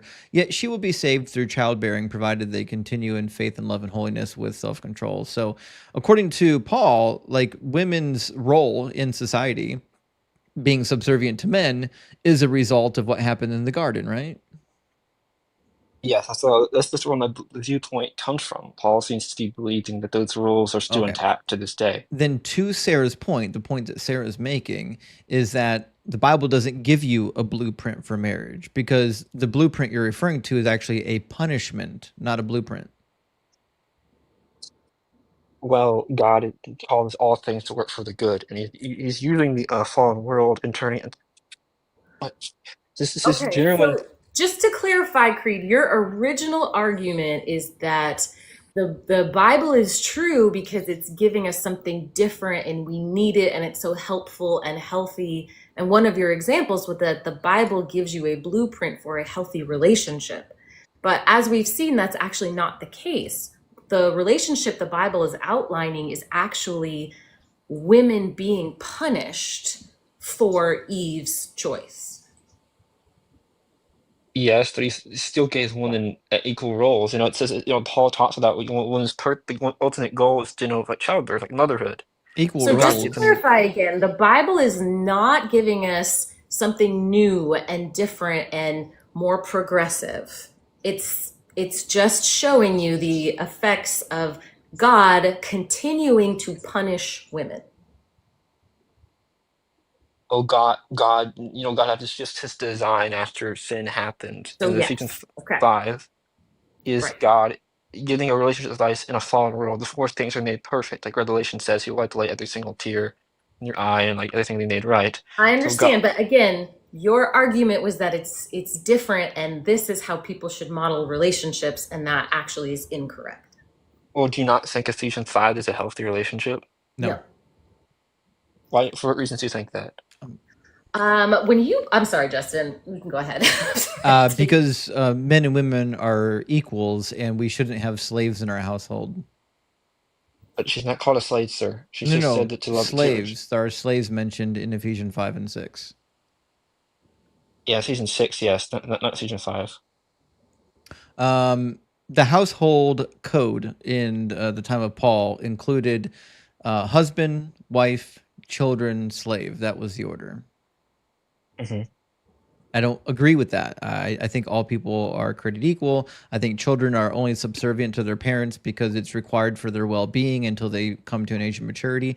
And I think in no way ever should women have to be ruled over or subservient to men. Well, there needs to be a head of the household. There needs to be Why? somebody that can pull the trigger. Why? Because it's just hard to two people working together just doesn't work as well. I think it Because works great. there's bias. Really? For what reason do you think? It seems like what happens today is that one sex takes too much power over the other and they end up getting a divorce. It seems like to me. That's not the Wait, case. did you just say because one sex takes power over the other, then they get a divorce? No, I'm saying that it seems that today people don't have respect for each other anymore. And it says right here that nevertheless, each individual among you is also to love his own wife even as himself, and the wife must see it that to it she respects her husband. She's not a slave to her husband. She just respects his leadership. You're actually describing equality. Like if people respect each other, no one is the ruler. That is equality. Right. There Like needs to be if I respect my mate, that means I value their opinion just as much as my own. True. So you don't have to True. fight. You don't need a person to pull the trigger and say, "Well, I wear the pants in this family. I'll make the final decision." You don't need anything like that. And I think the other thing I would add is, even if you do believe that you need that, who the hell? Why does it always have to be a man? Why can't there be relationships where women do that? Well, women are allowed to make decisions for the household. There's not like the major ones. No, Like, let's why say can't like she lead the moving, household? because this is not how God designed it. Right. So again, it's a punishment. It's not a blueprint. Because we know in the real world that women are leaders, and they're damn good leaders, and they can lead a household. In fact, women do more work in the household than men. They work jobs, and they typically take care of the household and the kids. Well, it's not really how God designed it. It's just that today people sadly just do not commit to relationships in the way they should be committing to relationships. Okay, so And then the Bible doesn't give you a blueprint. It gives you the blueprint for a punishment. So the blueprint laid out by the Bible is a punishment, not a desirable set of affairs. well, for the world that we live in, this is a desirable set of affairs, sir. Why? Because, like, think about this. I don't There's desire a lot it of at this. all, by the way. You don't desire to lead a household. No, I would desire to be with somebody who is an equal with me in that household, and we make decisions together. I know that Paul kind of talks about this in 1 Timothy 2. Like you said, he kind of seems to suggest that when a woman's like in the leadership, like spiritual leadership role, it seems to be bad. I can kind of confused Yeah, by that yeah, passage it does myself, seem to be bad. I know. but that's because God designed it a certain way, and then you listen to his instructions. Like, He designed us what way? well, he designed for the man to lead and for the woman to be, she's called a helper in Genesis. Like, So, like it's. so then it's not a punishment then. If God designed it, then it's not a punishment anymore. Well, God used the punishment that he gave to her to kind of cook something good out of it, like a loving relationship. God's redefining what it used to be. For example, it's telling the husband to love his wife the way God loves the church. It's revolutionary, sir. That's It's something we hear certainly all the not time. revolutionary in the least. Also, Loving your wife isn't a new concept. I mean, the Greeks and the Romans wrote about it. Like, you can't be under the opinion that men and women didn't have loving relationships prior to Jesus. that's true. And I think all throughout the Old Testament, there are loving relationships that God's getting his way to do it. How to structure a family unit in this world we live into a new covenant. But it's a punishment. It's not a way to structure your family unit if it's a punishment, right? So what you're suggesting is like the blueprint we have is only a punishment, not an actual blueprint. It's not God's ultimate desire, is what you're saying. Does God Yes. want men to lead women and to be women to be subservient to them, or is that just how things are because of the fall? Well, it's like I think it's a good combination of both. God is like, God's not going to retract the curse he made for all humanity. Then he wants them to lead them like, Christ did. And that is not selfishly, that is not controlling, that is gentle, kind, always making sure that they're valued and loved like God does his church. Also, just pay attention. The state of affairs where women are subservient to men, right? Is that what God wants? Like, is that his goal, or is that plan B? It seems to have been plan D for the fallen world. Okay, now where does God state what plan A is? Well, in the garden, he makes her from his rib, clearly implying equal partnership. That's not what How a is that rib. equal? It's not equal at all. If she was equal, she would have been created the same way Adam was created. Well, it ties back to what Paul is saying in 1 Corinthians 11, nothing the glory of man. Like she was made from man. Right. And Right. So even from the beginning, we see that not only was woman not created as an equal to men, but she got downgraded. She was already not equal. She was just a helper. And then she got downgraded from helper to semi-slave. oh, sir, she's not a slave. You don't treat your slave. You don't treat a slave like a partner, someone you love, like the church. It's not a I slave, said sir. semi-slave. Semi-slave. What's a semi-slave? What's that even mean? It's somewhere between free and slave. You bought and sold women with money. They were commodities. They were goods on a market. Yes, that's not how. It's not how God doesn't say anything about buying women in the He New Testament. does. On multiple In the occasions, New Testament, he tells you, about handling the bride prices. I know that was like a barbarian society. God had to kind of make laws that fit into the way they used to act. He certainly didn't have to. No. Why did he have to? Well, he had to because people and the culture is not just going to change like instantly. And God allows us to have Why? a Why choice in the way couldn't we they? behave. God said to follow these laws so that you will not be like the nations around you. He specifically said, I'm giving you these laws so you will be different. So why wouldn't he just give them laws that actually did change them and make them different from the nations around them? Because all the laws I'm reading are pretty much the same as the nations around them. But I know, like back in the day, like it doesn't say something in Deuteronomy about not forcing anybody to it's not forcing anyone into marriage. I don't know anything about that. No, not in Deuteronomy. It say that In well, fact, in God Deuteronomy create 25, God specifically forces women into marriage. It says in Deuteronomy 25 that if a woman becomes widowed, she must marry her husband's brother, her deceased husband's brother. She can't marry outside of the family. He doesn't even think women should practice bodily autonomy. Oh, it's not like God goes around. It's not like God goes around like commending great. Like he's a person who like there's morals. He actually does. He What? commands it in Numbers 31. I gotta see that. It's not great. I can't do that. He instructed the Israelites to kill all the children except for the little children virgin girls, and then he distributed them among the warriors. What do you think a bunch of Yeah. warriors that just went out in battle is going to do with a bunch of little virgin girls? Well, aren't they being handed over because they're now vulnerable and they need protection? No, warriors. What do you think warriors are doing? Young 20-year-old, 22-year-old men who just went to a bloody battle are now given a bunch of little virgin girls. What do you think they're going to do with them? Or take them into their households and take care of them like they would like a neighbor. Yeah. They didn't save any little boys, interestingly. Yeah, No just little little boys were girls. saved. What Just the girls. what kind of taking care of them do you think they're doing? Don't you think that they're, I don't know, maybe turning them into war brides? Well, they know that God's not a God of like evil. Like But he he is. like everything God does is good. So let's see. Okay, take me to the What passage you're showing me. what do you think they did with the little virgin girls? Does it say what they did in the Bible? What did they do with them? What part of Numbers 31 are you talking about specifically so I can read it? It's in Numbers 31. I think it starts in like verse 11. And this is where they're ending the lives of most of the children, right? Is this the one we're talking about? So Yep. they weren't protecting children. They ended the lives of the children. The Yep. only ones they saved were virgin girls.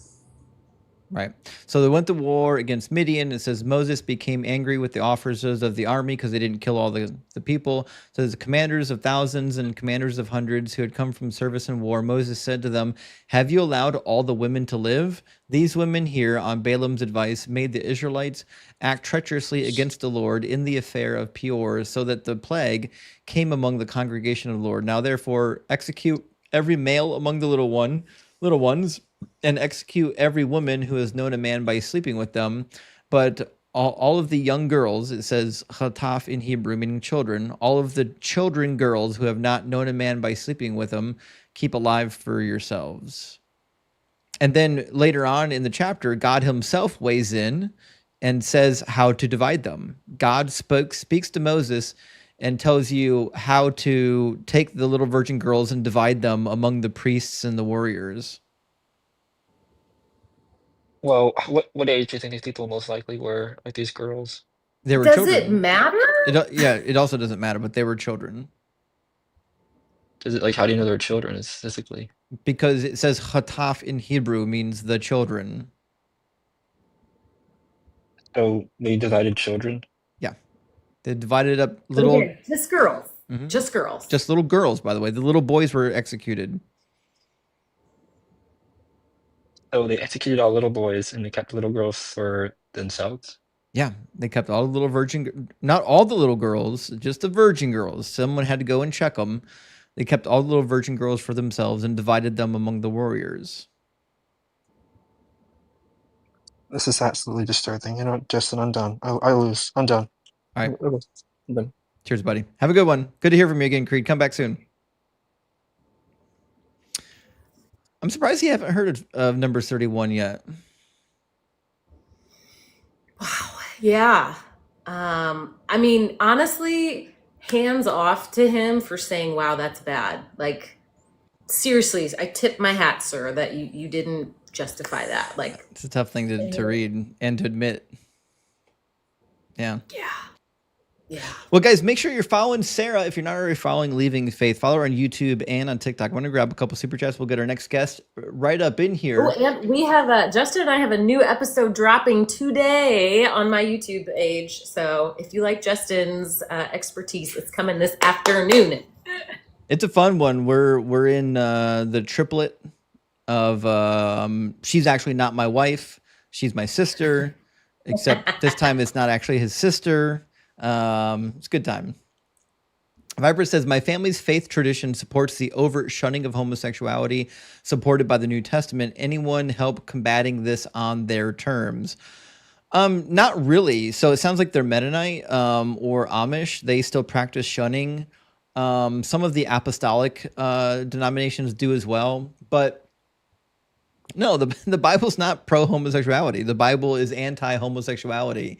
What you need to be doing is stop trying to bend the words in the Bible to make it not about homosexuality and just take it out back and burn it. Just say this is a disgusting book.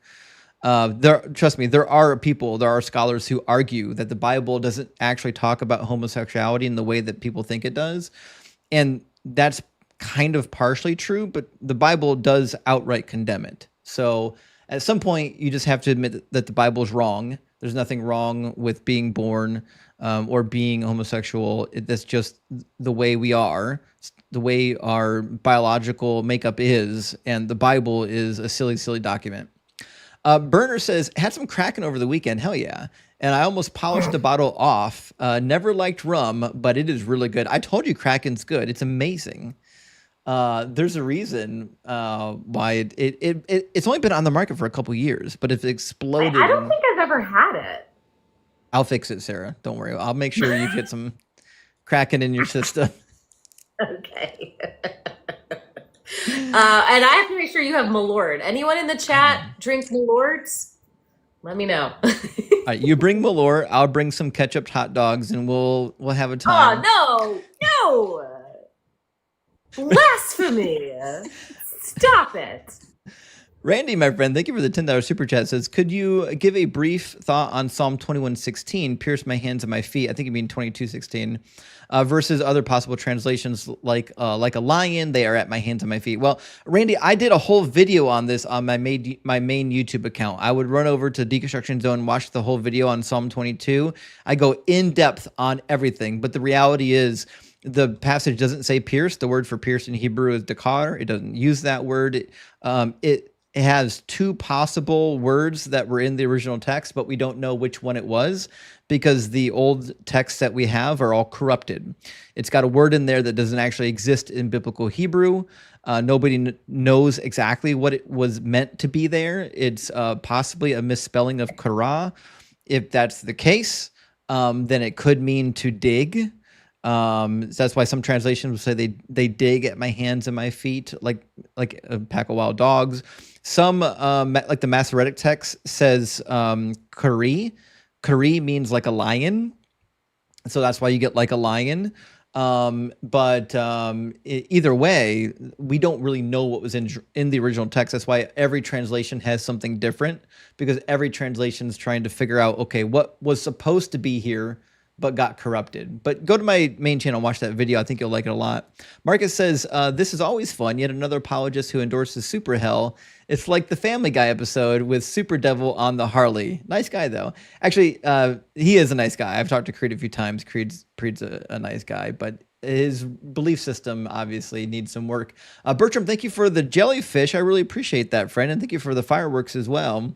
Morpheus says, Christian authority is Paul, not God. Wow. Wow. Actually, this is a good point, Morpheus. Most Christians, and you know this as well as anyone else, most Christians really follow Paul. They don't follow Jesus all that much. And Walking Dead says the simplest way to know if a holy book was written by men is to discern how it treats women. Yeah, 100%. Yeah, you can tell pretty quick the gender of the person writing the book. And Mr. Murphy says what Paul said is more important to God. It is, and Paul directly contradicts the God of the Old Testament. And Christians still believe Paul, which means they don't think that the God of the Old Testament speaks truth. And Joey Dammit, great name. Thank you for the $10 Canadian chat. Says, finally, my atheist Mount Rushmore is complete. First Hitch, then Matt, who badly needs a vacation. He does. Then Bart Ehrman really set the record straight. And now Justin, prophet of Doug. Thank you, sir. Well, Joey, thank you so much as well. And I think we need to make a space on Mount Rushmore for Sarah as well, who's a mountain in deconstruction herself. Nightman comes and says, out sick from work, but Justin is live. Hell yeah. Well, Nightman, I'm sorry that you're sick. That stinks, but I hope you get better, and I hope the stream makes you feel better. And Space Lord says, fear of hell. As a little kid, when I would hear a plane flying overhead, I would get scared thinking it was Jesus coming, terrifying, but I'm better now. Space Lord, isn't that funny? Like the way we conceive of these religious concepts when we're children. Like the first time I went to church as like a 6-year-old, I went to Catholic church and I didn't know much about church. I just knew about little baby Jesus because we were Americans and we had Christmas, right? And I kept hearing a baby cry in church and I couldn't figure out where it was coming from. There was no baby I could see.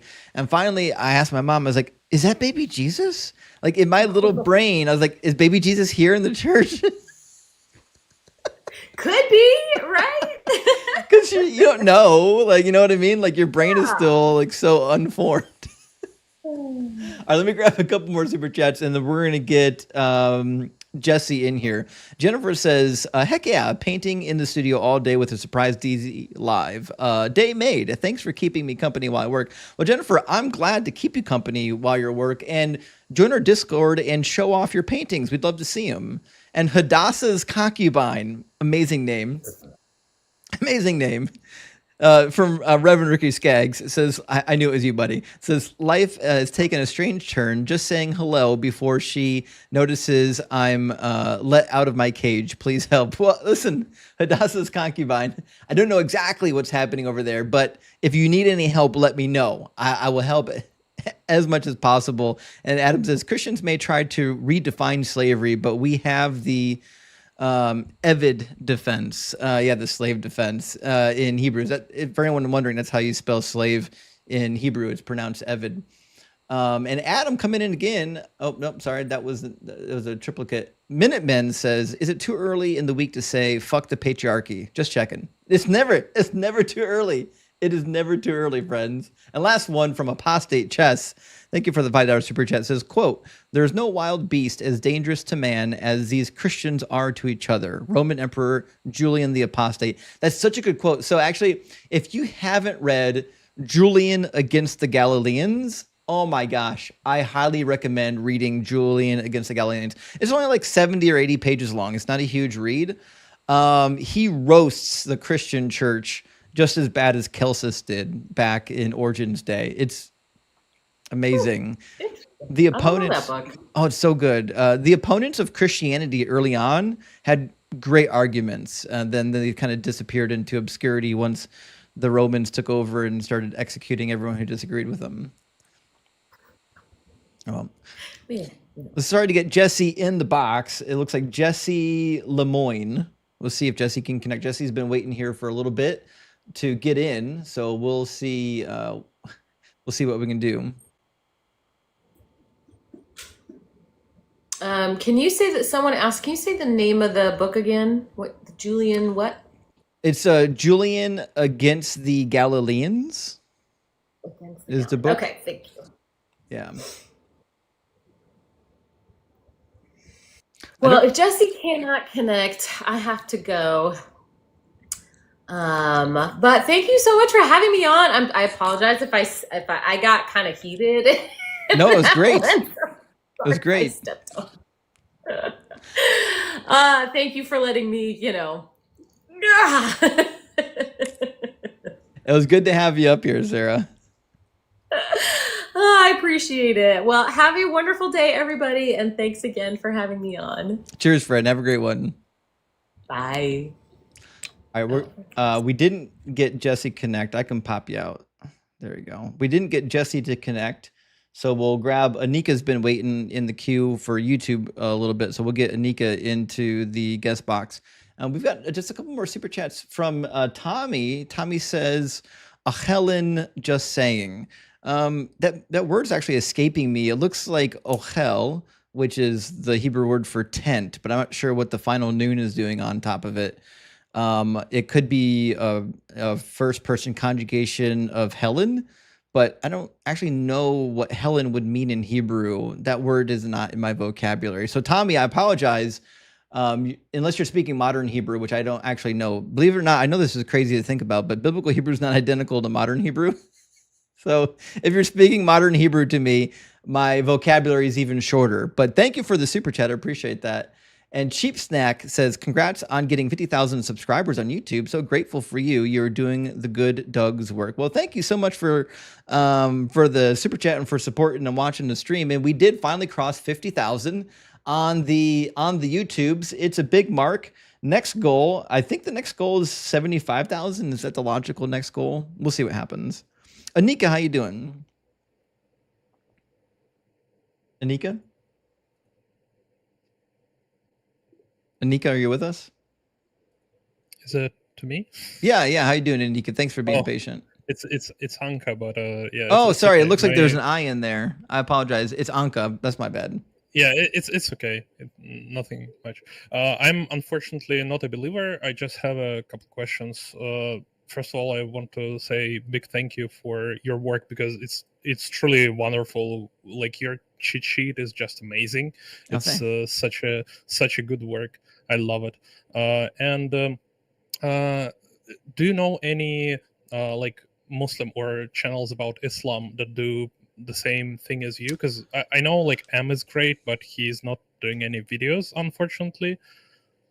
I would check out the Atheist Republic. So Armin Na'avi is his last name. Let's see. Let me make sure I get that right. Armin Navabi. I always forget. Armin Navabi is his name. Oops, sorry. Let me put it on the screen for you. So Armin Navabi, he does counter apologetics a lot on his channel, the Atheist Republic. And he does have a pretty sizable YouTube channel. Let me pull it up on the screen for you. And he's started doing a lot more live streams. So I'm sure you can get on and talk to him a little bit. But it's just the @Atheist Republic, and it's a dope channel, and I really like the guy. He's pretty awesome. Nice. Can community somehow bully M to do some videos and stuff? Because he's really knowledgeable about all the things he's talking about, and it would be so delightful to have him. Well, I don't know if Ems is going to go full in on counter apologetics, only because of where he lives and who he knows. Like, he can't risk being being found out, because they will put him on a list. In fact, Armin, I can't tell you where he lives, but he had to leave. He had to flee his country, because now he's on the apostate list as well. They'll execute him. So the only reason why he can do what he's doing is because he left. Yeah, that's mostly always the case with ex-Muslims. Right. Unfortunately. Well, I'm not gonna eat more time. I hope you're gonna find some Christians who are not gonna run from the questions. Well, I mean, I think we both know that's not likely to be the case. Yeah, I'm trying to do the same thing in my country, in Russia, to do like debates with Orthodox Christians here. Most of them are running from the questions as well, and even less of them read Bible. Right. Yeah. Well, I mean, good luck to you. Let me know if you need any help. Hit me up on the Discord if you have any specific questions, and we'll help you work through them. Sure. Thank you. All right. Cheers, friend. Good to hear from you.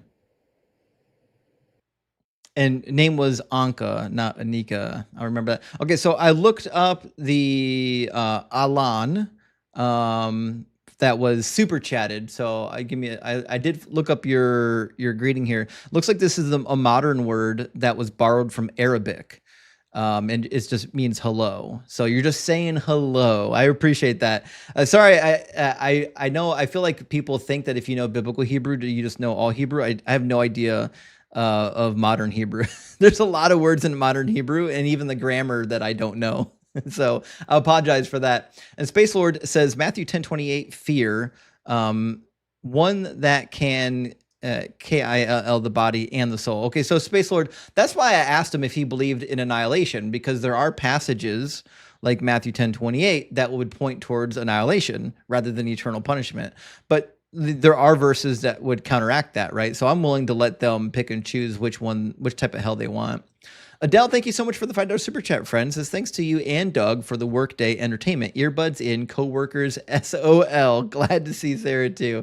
Thank you so much, Adele. I really appreciate you. And listen, if I can entertain you at work, that makes me happy.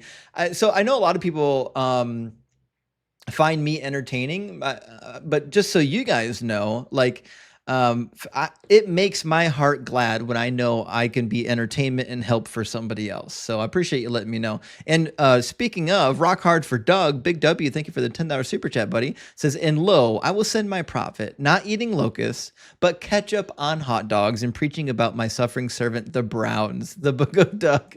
And isn't that the truth? Listen, if you are a Browns fan, you're a suffering servant. I don't know how else to say it. Isaiah 53 was obviously about me, and all the rest of the Brown fans, all of us who have to cheer for the mistake on the lake and go to the factory of sadness. Connor, my friend, great to see you, says, missed the Dono stream, but I would have given if I could. Big W to the community that you can keep helping other members. Praise Doug, Spanky, and Roland. Well, Connor, thank you so much for being here. And remember, just liking and sharing the stream helps a lot with the algorithm. And we want to help people in the community because we actually do have morals despite being atheists. And last one from Steve Harvey Oswald. Thank you for the $10 super chat. Says, if you are a Christian who believes that everyone who unalives before the age of reason automatically goes to heaven, wouldn't the most natural or most moral action be to have as many abortions as possible? So Steve, I did an entire live stream on this a couple times where my prompt said that the most Christian thing you can do is get an abortion.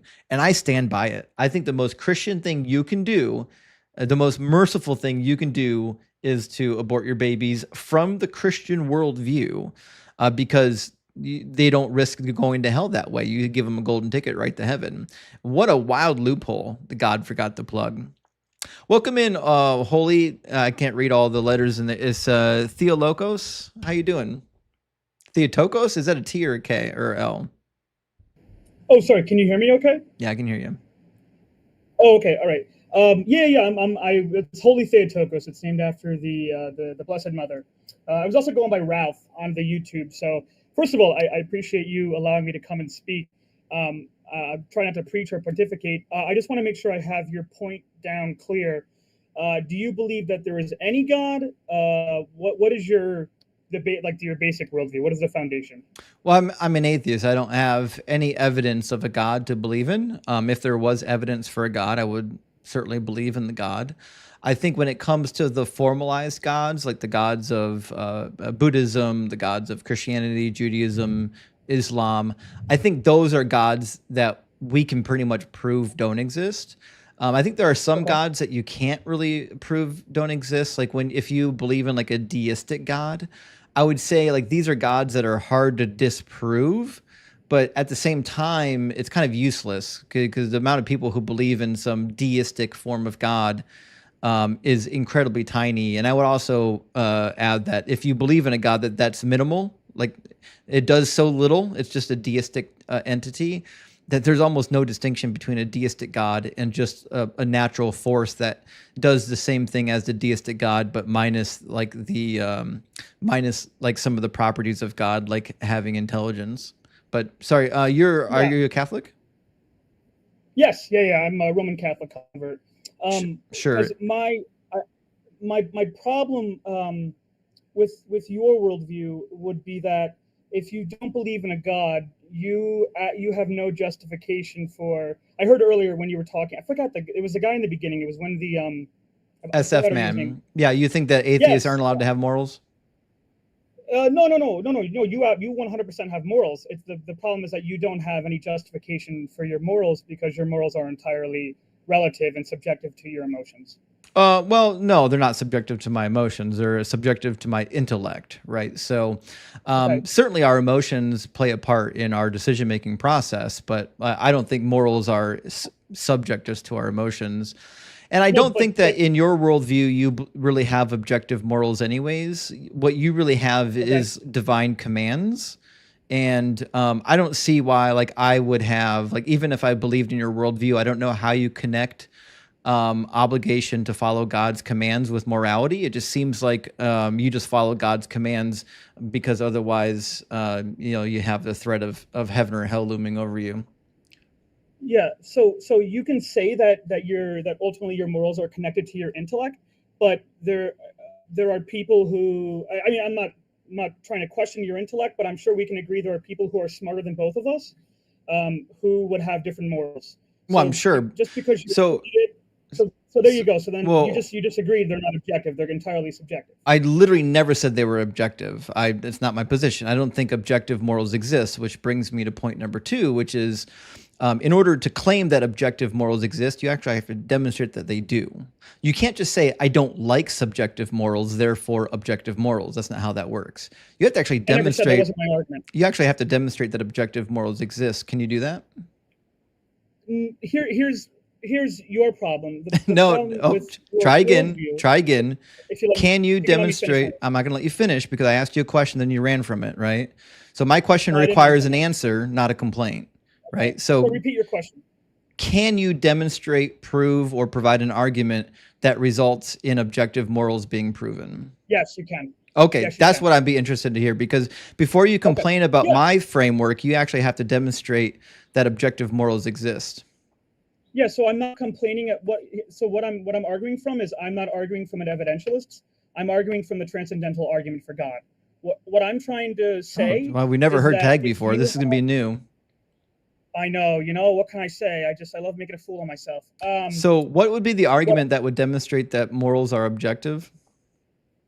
So if I could just say, before talking about morality, I can totally get into how there's an objective morality. The thing is that you're saying that the objective morality is bad and all this stuff. I didn't say that. You're never said that.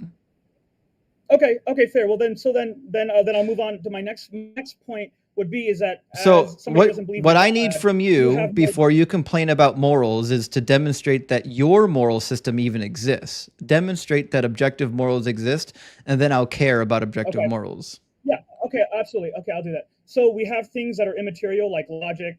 I disagree. And reason. Okay.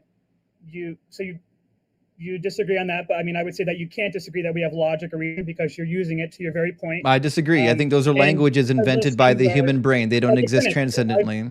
I've let you finish. If you could just let me finish my point, I'd be more than happy to let you speak. You asked me to prove my point. I'm trying to do that. Because these things are immaterial, they are not material. Therefore, they are not a product of the material universe or outside the material universe. Therefore, we know that immaterial things can exist. There must be an immaterial creator who put those things into motion. Adorable. None of that's true. So first you would have to demonstrate that logic exists and it's not just an abstract concept developed by the brain. So saying that it exists immaterially is a cop-out. What we do know is that languages exist, and the laws of logic, numbers, English language, these are all inventions of the human brain to make abstract concept. Okay. Does absolute truth exist? I don't think truth exists at all. Again, truth is a description, right? So when we say that something is true, what we're saying is that the claim being made seems to be in accordance with reality. So truth itself is a description. It's not a thing. Have you tried these talking points with an actual atheist before? Is this your first time? You know what? I just checked ChatGPT and I said, I'm going up against an atheist. I really need my 5 minutes of fame. Can you give me something to talk about? That sounds about right. Do you believe before humans existed, right? So I want to go from your worldview. Before humans existed, when we were just, I don't know, primordial pond scum, was the sun a star? Was that still an objective statement? The sun being the same material entity that it is now seems to be true, but truth isn't a thing that exists. Truth is a description of something, right?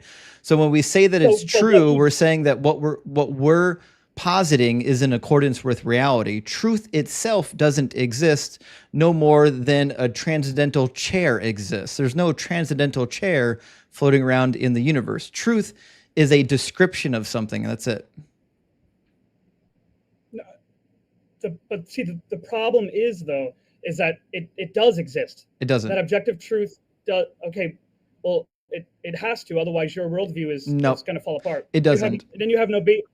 So, if there's no truth, there's no logic, there's no reason, and how are you using your points to make an argument? Truth, logic, and reasons are descriptions of ways we make comparisons to things, right? So when I say I'm holding a glass ball, we would say that claim is true.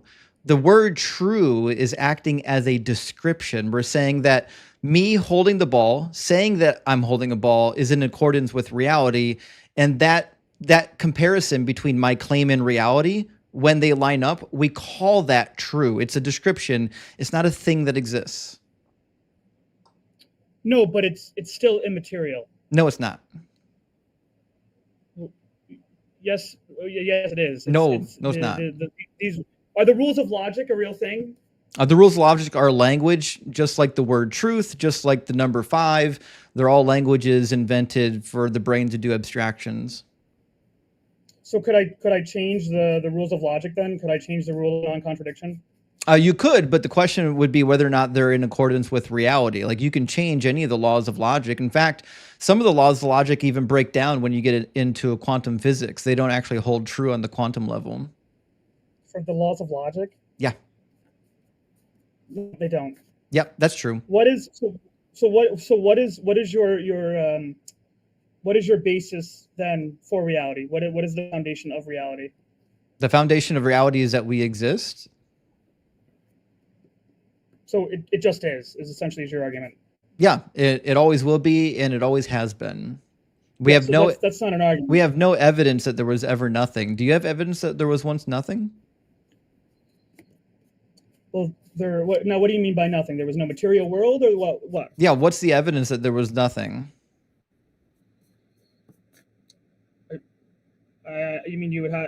I would say. I mean, there isn't evidence for that. Okay, so what we know from science is that you can't get something from nothing. What we know from science is matter and energy can't be created or destroyed. So it seems like the most logical explanation of this is that there was never nothing.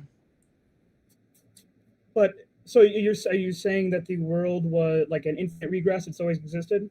Yeah. And now here's what I can tell you is that in your worldview, you know deep down in your bones that somehow infinite regresses can exist. But I will tell you this, you will spend the next 5 weeks trying to explain why that is the case, and you'll never be able to do it. I've talked to hundreds of Phil bros just like you. Hold on. I've talked to hundreds of Phil bros just like you. Everyone thought they were smarter than the last, and not one of them, never, even a guy with a PhD, has an argument. Oh my gosh, you had a PhD? Even for a guy with a PhD has a valid argument for why infinite regresses aren't possible. So just so you know, you're going to fail like everyone who came before you. I don't know what to do, Lord. He has a PhD. I can say that because if there's an infinite a universe that is, or an infinite moments in time, it's not possible, because then we would never be able to reach this moment in time. And you'd be wrong. Existed. And how am I wrong? Because this moment is a finite fixed point on the timeline. Thank you. You just said it's finite. You just proved I'm right. No, this moment is a finite fixed line on an endless timeline. So a moment is a finite moment, right? Infinity is an infinite series of moments. The fact that we're living in a moment only demonstrates that, in fact, the moment we're living in is defined. That's it. Yes, but there are what you don't seem to realize is that there are an infinite number of times before this point. That's right. We would not be able to reach this very point. No, this point is on the timeline. So just No, because you it's have, not, just because you don't have a starting point doesn't mean that you're not going to have finite points on the timeline. Every point on the timeline is a finite point. So 5 minutes from now is a finite point. 5 minutes from now is a finite point. We can measure between that point and this point because we got 2 finite points on the timeline. Okay, but again, what you're failing to realize is that if we have an infinite number of moments, you would never be able to reach the point that we're at. And right why now. not? Because it's infinite, because you would be infinitely getting closer and closer and closer. It's like you would not. The curve on a graph. Nope. It can't hit the line, but it gets close. I know you think that you're making a good point, but you're not. Like, all you're saying is that it can't be true because you haven't actually demonstrated. No, all I'm saying, so every point on the timeline is a finite point. Every point, every single one of them. And there's going to be in a flow of time, one point after another on the timeline. Every point is on the timeline somewhere. Okay, so can I say that one of your arguments would also be that in order for something to be true, it has to be scientifically true, it has to be proven scientifically real? No, I mean, there are things that are true, even though we may not be able to explain why they're true. But my point is that if we believe in things, true or not, I think we should have like some kind of a justification for the belief system, right? So if I said, I believe that there's actually aliens in the Andromeda galaxy, right? There are extraterrestrials living over there. Listen, it might be true that there's alien life over there. I have no evidence of it, so I don't really have a reason to believe it. Yeah, I feel like I feel like you're saying that there could be, you're saying that we may be living in, or we are living in a universe that it has an infinite time, right? Is that what you were? Am I stating your point correctly? Well, I don't even think that's a good way to state my point. Although, if you believe that matter always existed, you would then fundamentally believe that time always existed, because time seems to be a emergent property from matter actually existing. And do you believe that? I personally do. I believe that time seems to be an emergent property of matter. In fact, that even bolsters my case, right? Because I think your concept of time is like something that exists transcendentally, and that's not actually my concept of time. Yeah, but what I'm trying to just say is that I would say that my viewpoint makes more sense because I'm going from the uncaused cause, where you're just saying no, it just is material. The material world and time has just always existed. Your uncaused cause just is. Like, you haven't fixed it by going to an uncaused cause that has no explanation. That has no explanation, nor does it even need to be necessary, right? So in my worldview, not only do I not have any evidence for your uncaused cause, I don't have any reason to believe that it has a need. There's no need for an uncaused cause in my worldview. And the other thing is, even if I had the worldview that there was once nothing and now there's something, I certainly don't have any reason to believe that the so-called uncaused cause is some sort of sentient agent that just wanted to like be in harmony with some creation that he will torture for eternity in hell. Yeah, okay, so you can say that, but you don't actually have a reason to tell me why eternal torture is, if that was even true, you don't have a reason to tell me why that's objectively wrong. Again, I don't believe in objective morals. All I can tell you is what it is. All I can tell you is what is subjectively coherent in my worldview. So, like, if you believe in a God that is omnibenevolent, omnipotent, so he's all powerful, he's all loving, and he's also all knowing, which I assume that's the God you believe in, because you're giving me like philosophy 101 Philbro arguments. So if that's the God you believe in, all I have to do is look at your book and ask myself, is the behavior of this God parsimonious with those characteristics? And it's actually just not.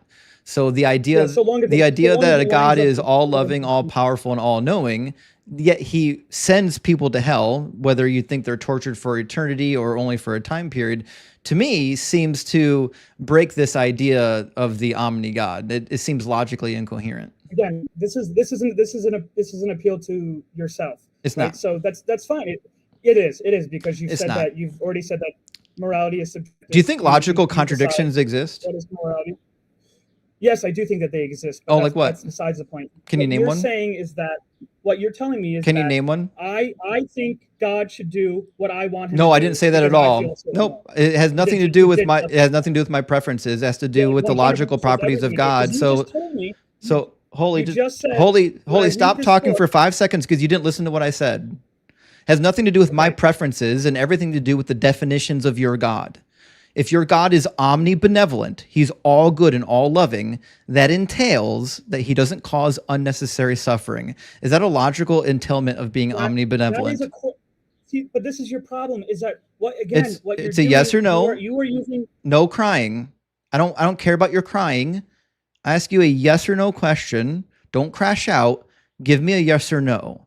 Is it logically entailed, being omnibenevolent, that you don't cause unnecessary pain and unnecessary suffering? Is that entailed in the worldview? You're a coward.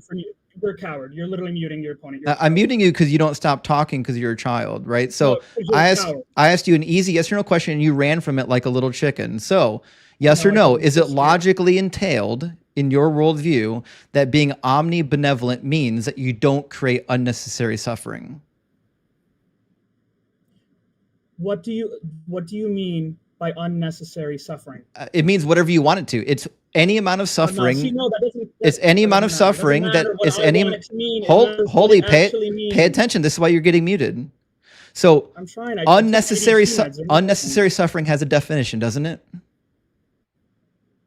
Yes. What does it mean? What's the definition? What's the definition of unnecessary? That's a good question. I would have to think about it. An unnecessary suffering. Well, no, I would say unnecessary anything. I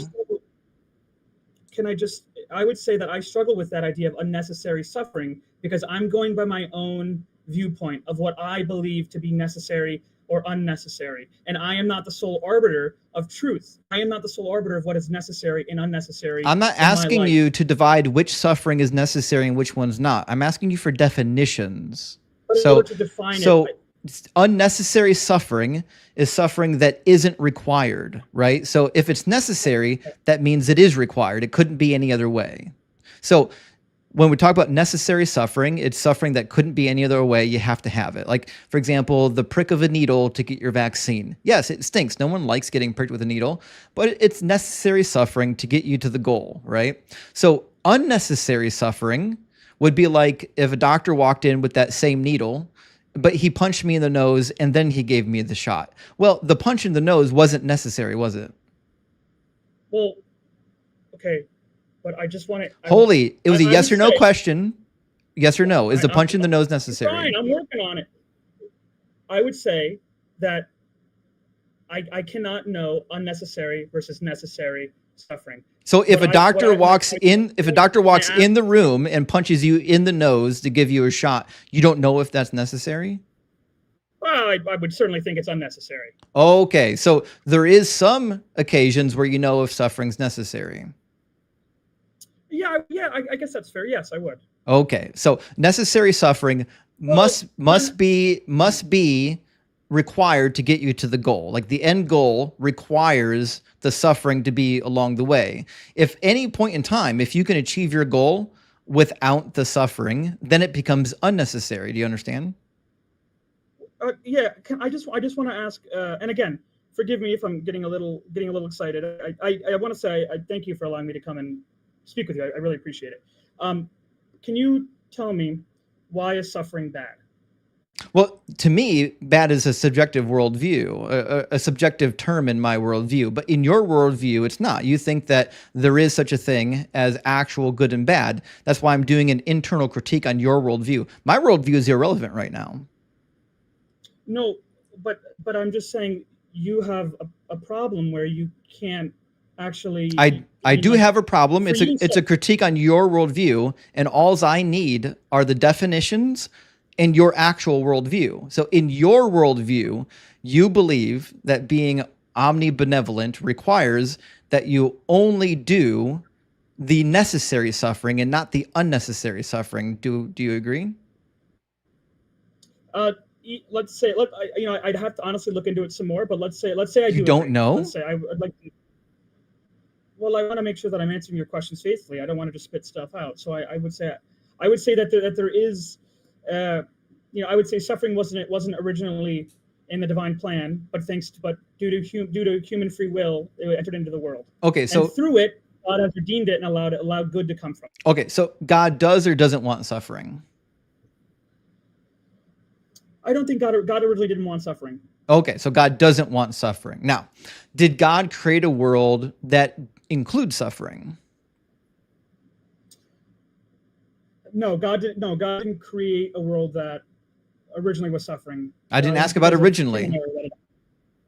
No, he didn't create a world that had suffering. No. Okay, so let's talk about natural disasters, hurricanes, flash floods, volcanoes, Right. you name it, right? Okay. Who created those things? Okay. That's a good question. I guess you could say. You know what? I'll say I don't believe this, but I'll say God created that tornado that tore down Grandma's house. Yeah, obviously. Yeah. Okay, but why is it bad that Grandma's house got destroyed? So again, in your worldview, I know you want to pivot so hard away from your worldview, but I'm not going to let you. So you're not going to let it happen. I don't know if you know this. I've been doing this. I've been doing this longer and with more intelligent people than you. I will never let you pivot. So what we're doing is critiquing your actual worldview, and I'm demonstrating to you why it doesn't hold up to scrutiny. So in your worldview, you believe in a God that doesn't want suffering. He has the capability of designing the world without the suffering, specifically suffering that's not related to free will. We understand that if you have free will, a human being might say something to another human being that could hurt their feelings. This seems to be what we would call necessary suffering because it's required for free will to exist. We're not talking about that. We're talking about natural disasters where 100,000 people a year are executed on average, seemingly at random. Why is it an objectively bad thing? Again, I've never said it was in my worldview. We're talking about your worldview. And again, I'll never let you pivot. I don't care how many times you pivot. I'll never let you do it. You will waste all of your time up here pivoting and it will go nowhere. So if you actually want to have a productive conversation, then you need to actually stop pivoting because we're doing an internal critique on your worldview right now. So in your worldview, if God causes unnecessary suffering, that means that he's not all good. He might be maximally good. He might be the best good, but he can't be all good, right? He also can't be all just, which contradicts Deuteronomy 32:4. So does God, right? Does he create the Bible if you don't believe in the Bible? Because you do. It's an internal critique. You should know this. So in your worldview, the Bible means something, not in mine. So in your worldview, it seems that you have a bit of a problem because God does cause unnecessary suffering via natural disasters, unless you think they're necessary. Do you think they're necessary or unnecessary? I can't say. You can't say if natural disasters are necessary? You also can't tell me why they're bad or good. Again, in my worldview, it's a subjective. It's bad. I think they're bad. In your worldview, Holy, pay attention. Here's the thing. Holy, I'm not judging. Holy, I'm not doing anything holy. I'm not judging your God by my morals. I'm not doing that. What I'm saying is in your framework, the God you worship doesn't line up. There are contradictions between the book, the reality we live in, and the God you've described. There are contradictions, and I don't believe that contradictions, unless we're talking about quantum physics, I don't think contradictions can exist. So I'm saying that your particular God results in contradictions, which is why I don't believe that your God is real. Okay, but according to you, contradictions, all the laws of logic and everything are just made up by the human mind. So ultimately, it's all up to your own interpretation anyway. Well, you are your own all God. Observations of reality are up to interpretation. All we're doing is interpreting the reality around us. You're never going to get away from that. So that's a nonsense statement. The reality is, no, I am because again, the reality is that the God you believe in, has logical contradictions, and in your worldview, you don't believe that logical contradictions can exist. Unless you do. Do you think not in my worldview, again, in your worldview, can logical contradictions exist? No. Okay, but you've got one. You've got a big logical No, contradiction I with don't. your God, because your You God think I do? I don't. because your God is omnibenevolent, but he causes unnecessary suffering. If the Yeah, natural because he disasters allows. if the natural disasters are First, necessary, then you need to be able to explain what they're necessary for. I wouldn't say. I wouldn't say they're necessary. I would say that So they're are unnecessary. unnecessary. Okay. Yes, they're unnecessary. So then we agree. God Okay. causes unnecessary suffering, which means he's not all good, and most He allows likely it. we can even say he's not all just. Oh my gosh! Well, you see, the problem you're running into again is that you're judging it based on your own subjective. No, I'm worldview. not. Yes, you are. No, 'cause I'm listen, not. This is a what you- definitional what you're argument. saying I don't know. I don't know how hard this telling- is for you. I know you can't listen very well, but this is an argument hard. based on definitions. That's it. No, This well, is there's the problem nothing to is there's you nothing to have- do there's nothing to do with what I think is bad. This is Yes, it does. these are because the you have no these are way the to argue with. holy, pay attention. These are definitions you agreed to. You agree to the meanings of these definitions, and you've got But to the you point don't- you've got to the point where you've agreed that God does unnecessary suffering. And you told me you agreed with the definition that being omnibenevolent requires that you don't cause unnecessary suffering. Do you want to change your opinion on that? Do you change your mind? No, what I want to say is that you have no justification for whether or not something is wrong. I don't or have good. to. It's totally an up internal to you. critique on your Yes, you do. worldview. No, You do. wrong again. You do. Nope, You wrong don't say that again. my Nope, you're worldview- wrong every time you say it. This is an internal critique on your worldview. The only thing that No matters matter right how many now. times you say that Christianity is a Listen, I need you to focus up because right now you're doing a really poor job of defending your faith. You could probably do a better job. You don't sound stupid. You just sound like you're stubborn, okay? So pay attention.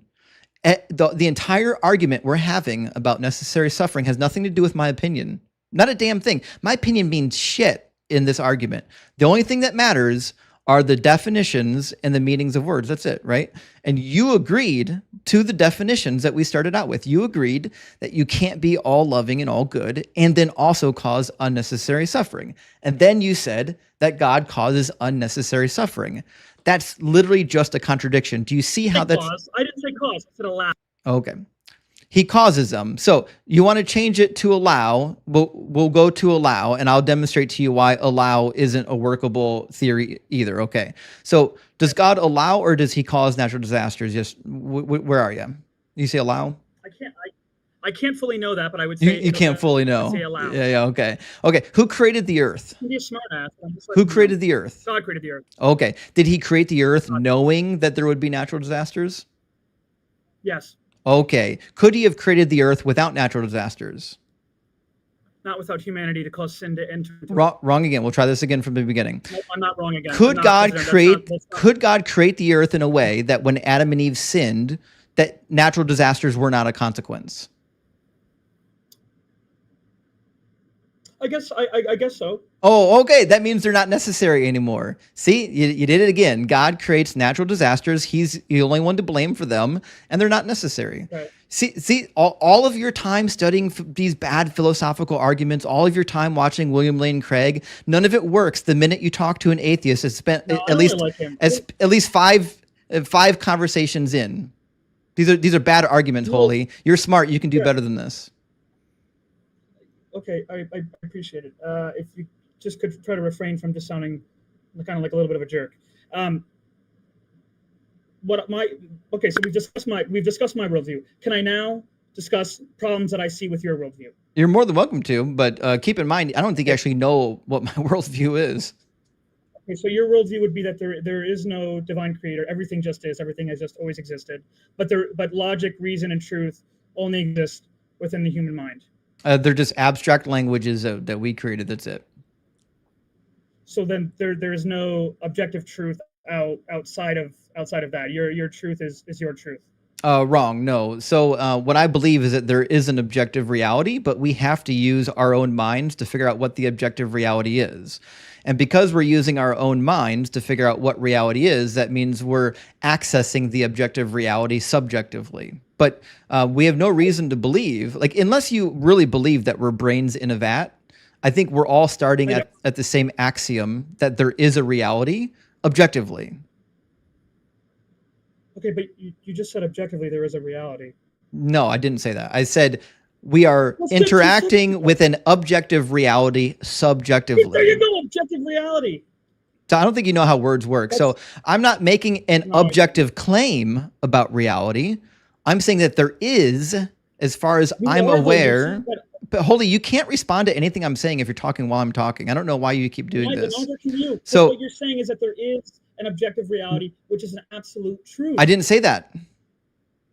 I didn't say You that at just all. did. So what you're trying to do is you went through, I don't have enough faith to be an atheist, and you think you've got these really fun gotcha questions you're going to pull out, and they're not going to work on me. I already know it. I read the book when I was 16. It was a shit book then. It's a shit book now.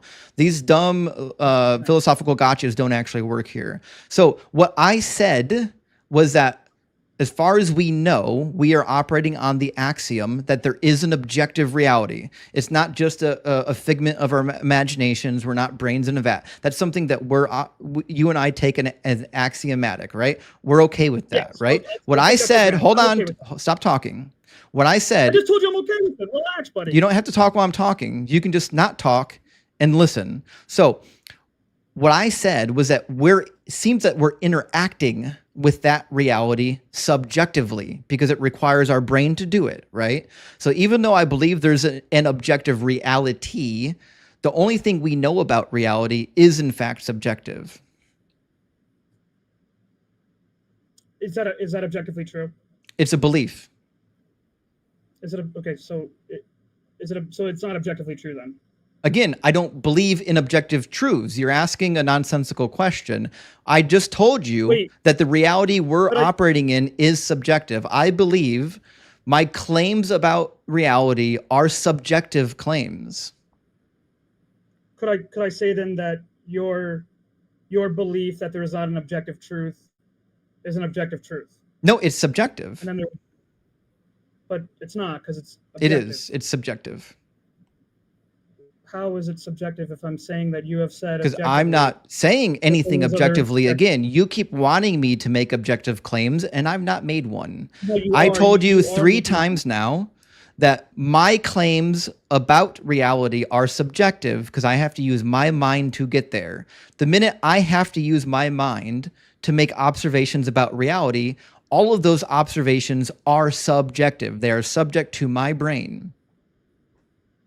Okay. So they're subject to your brain, and your brain is can you trust your brain with for all understandings, and is your brain proven to be, would you say, reliable? I think that in the world we live in, the brain is proven to be mostly reliable, not completely reliable. It does fail from time to time, but that seems to be true in both of our worldviews. Yeah, that's a good point. I want to go back to you said that there's no objective logic, right? It just exists within the human mind, right? Yeah, it's a language we invented. It describes the world we live in. So would you be okay with somebody else saying something like, I'm asking this, I want to be honest and fair. Would you be okay with somebody saying, I think that the sky is actually black today, or 2 + 2 = 5? Would you say that, okay, that's fine, that's just your rules of logic? No, I would say, can you demonstrate that to be the case? And then most likely, they either would give it up and say, okay, I was just joking, or they would go on and embarrass themselves trying to demonstrate that it's true. Now, you can redefine how numbers work. You're welcome to do that. Listen, if you redefine 1 and 2 and 3, sure, you can redefine them to get to that conclusion. But using the defined numbers that we agreed on their meanings, no, you can't do it. Yeah, well, I guess my concern would just be that if there is no if logic is just subjective, then why should anyone's argument have any water over anybody else's? If logic exists purely in the mind, then if a human being had a different shaped mind and came to a different conclusion of logic, well then surely that must be okay because it's based on their brain chemistry that's developed differently. No, so logic is observed throughout our species. So we observe that there are ways the universe behaves, right? So a long time ago, someone said, listen, it seems to be the case that something either exists or it doesn't exist. It doesn't seem that anything exists and doesn't exist at the same time. And we just said that seems to always be the case. Therefore, it's a rule in logic. Like logically, something either exists or it doesn't do both. Now, that claim, listen, we could discover that doesn't always hold true, that there's an exception to that rule, right? But it'd be up to somebody to demonstrate that there's an exception. But that would be using our laws of logic that we have No, using proof. right now. Using proof. You'd have to point to something and say, look, that something over there, it exists and doesn't exist at the same time. And then we could examine it and say, is that the case? Does it exist and not exist at the same time? Also, like scientifically prove it. Yeah. The laws of logic were made through observation about the world. Yeah. How do we know that in order for something to be true, it has to be scientifically true? I never said that, so I don't know why you're No, putting no, that I know, on me. no, I'm just asking you. I'm just asking you. Like, do we, in order for something to be true, does it have to be scientifically true? I don't know what you even mean by scientifically. The process is just the process of observing and testing. That's it. Yeah. So everything is science. Like if I went out and I said it's better to cut your grass at 2.5 inches than 3 inches, that's me invoking science. Now I'm saying that listen, I'm going to make a claim about grass height and and then go out and observe if that is the case. That's just how science works. So like we've been doing science ever since we've existed. Yeah. But I don't think that you can you get any I wouldn't say truth claims, but can you get any value claims from science? Like, well, this is better for you to do because we've scientifically proven it. Like what? Well, I would just say like if somebody said, well, I think that it's good to, I don't know, I'm making something up. It's good to drink bleach because it'll it's good for you, but it's like, but that kills you. Do you think we know how to test that? Yeah.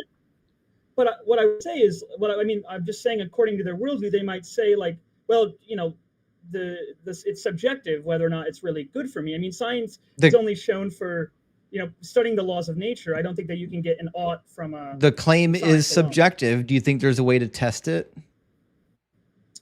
If a claim is subjective, is there a way to test it? I don't think so. No. So there's no way to test if bleach is bad for you if you ingest it? No, but you can't tell me whether or not. Did you vote for Trump? Are you part of his medical advisory team? I don't know if he's hiring. I mean, I'll look into it. No, but what I'm saying is. But if you're telling me that there's no way to test whether or not something's bad for you, you're living in an alternate universe than I am. I'm not living in that universe. Why? So, but if I drink bleach and I die from it, why is that a bad thing? I never said it was a bad thing. I'm saying it's a testable thing. Again, you keep trying to pivot to. Yeah, no, testable. Again, you keep trying to pivot to whether or not like you like my moral framework. My moral framework is irrelevant to whether or not your God exists. Yeah, interesting. Well, you know what? I got to go, but you've given me a lot of points to think about, and I really appreciate your time. Okay, thanks for coming up, bud. Yep, have a good day. Cheers. The Phil Bros, they always come in so confident. Like they are so confident that they got this shit figured out. And they've talked to everybody in their philosophy class. And now they want to go out into the real world and test it on atheists in the wild. It's crazy. It's crazy to me. Marcus says, wow, I actually feel bad for Creed. You could feel the pain in his voice. Marcus, I actually am not convinced that Creed's a real Christian. I'm starting to think that he's spoofing. I don't know. I could be wrong. It's hard to tell. Fen, thank you for the galaxy. Big W, Fen. I appreciate that. TM says, it's unfortunate that Jesus owns the branding for kindness because when his people were in charge during the Middle Ages, we had oppression, nasty executions, and religious wars. Actually, that is the case. Like, if Jesus is like the model for kindness, it's weird that all of Jesus's people, like, when they set up their theocracy, it was a shit show. And Adam says, my granddad had an NDE and he saw his cousin who nobody knew nobody knew then that he died, and they had a convo and he told him that he is gone, explanation. So Adam, I've heard a couple stories of this particular kind. I've never seen proof of any, right? Now, listen, if your granddad had an NDE about this, I'm sure it'd be great to do an investigation into it, but we've done a lot of scientific investigations into NDEs and they never turn out to be true. So it sounds to me like your dad is having a rogue memory about what happened when he was out. Or maybe he did have an experience, and he's just interpreting it through the lens of his religious viewpoint. And Adam says, shout out from Poland, of course. Yeah, big W, Adam. Thank you for the shout out from Poland. And Diane says, what's with atheists loving BJs? I tried it and my jaw hurts. Well, Dan, I don't know what to tell you. I don't think it's an atheist thing. I think a lot of people enjoy, a good but the reality is, it's enjoyable, at least for the person receiving, as far as I'm aware. Some people probably enjoy giving as well. I don't really know. I've never tried, but the reality is, maybe you should get one and find out. Zach, thank you for the 1999 super chat. It says, somebody get this person a glass of truth with logic chasers, since there's things that exist. Yeah, isn't that crazy? Making a claim that it seems that things exist. I never thought you would need to have a moral framework for it. Mindful says, guess uncaused cause is just worthless wishful thinking. Yeah, I agree, Mindful. But it's fun to watch them come in confident and then crash out once they realize that their talking points don't work in here. And Daniel, rock hard for Doug, big W, says, listening to Phil Bros is unnecessary suffering. I 1,000,000% agree. There's no more annoying demographic of apologists on the planet than the Phil Bros. They're literally the worst. There's a reason why some live streams won't even tolerate them. Herbie says, could you tell me if there's anything in the Bible that says Jesus was or is God? If not, where does the idea of Jesus as God come from? Thank you. Well, like the entire Gospel of John is positing that Jesus is God. In fact, at the end of it, Thomas says, my Lord and my God to Jesus. John 1:1, in the beginning was the Word, and the Word was with God, and the Word was God, and the Word became manifest, so on and so forth. That's Jesus. It just says Jesus is God. Now, you can make an argument from Greek that it means divine, not the God, not, atheos. But I don't know. I think there's a good case to be made that in the Gospel of John, the author is writing Jesus in as God. You get rid of the Gospel of John, and no, Jesus doesn't appear to be God at all. There's no inkling in the New Testament that Jesus is identical to God if you cut out John.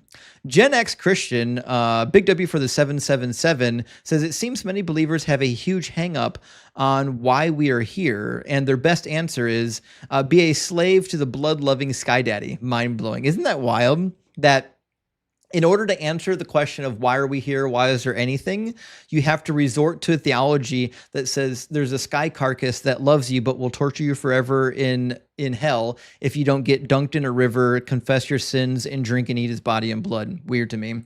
Disco Tits, great name, says, I'm behind on the live, but wanted to say that I don't want a weak man scared of an imaginary friend to run my household. Actually, that's a very good point, Disco, because this whole idea that like men are supposed to be managing the household, shit, what if you got a guy that's a weak ass punk, you know what I mean? And Flo says, about to finish The Early History of God by Mark Smith. Amazing, very interesting, and helps clarify a lot of the Bible. Thanks for recommending the author. And Mark Smith is amazing. I can't say enough about his books. But yeah, The Early History of God is a great one. If you want more suggestions, let me know. Pat says, I love how Phil Bros forced to use logic to explain. Yeah, every time. All right, I got a couple more. Brianna sent a super chat, says, sorry I'm late. I was taking a nap. Praise Doug. Well, listen, we love a good cat nap around here.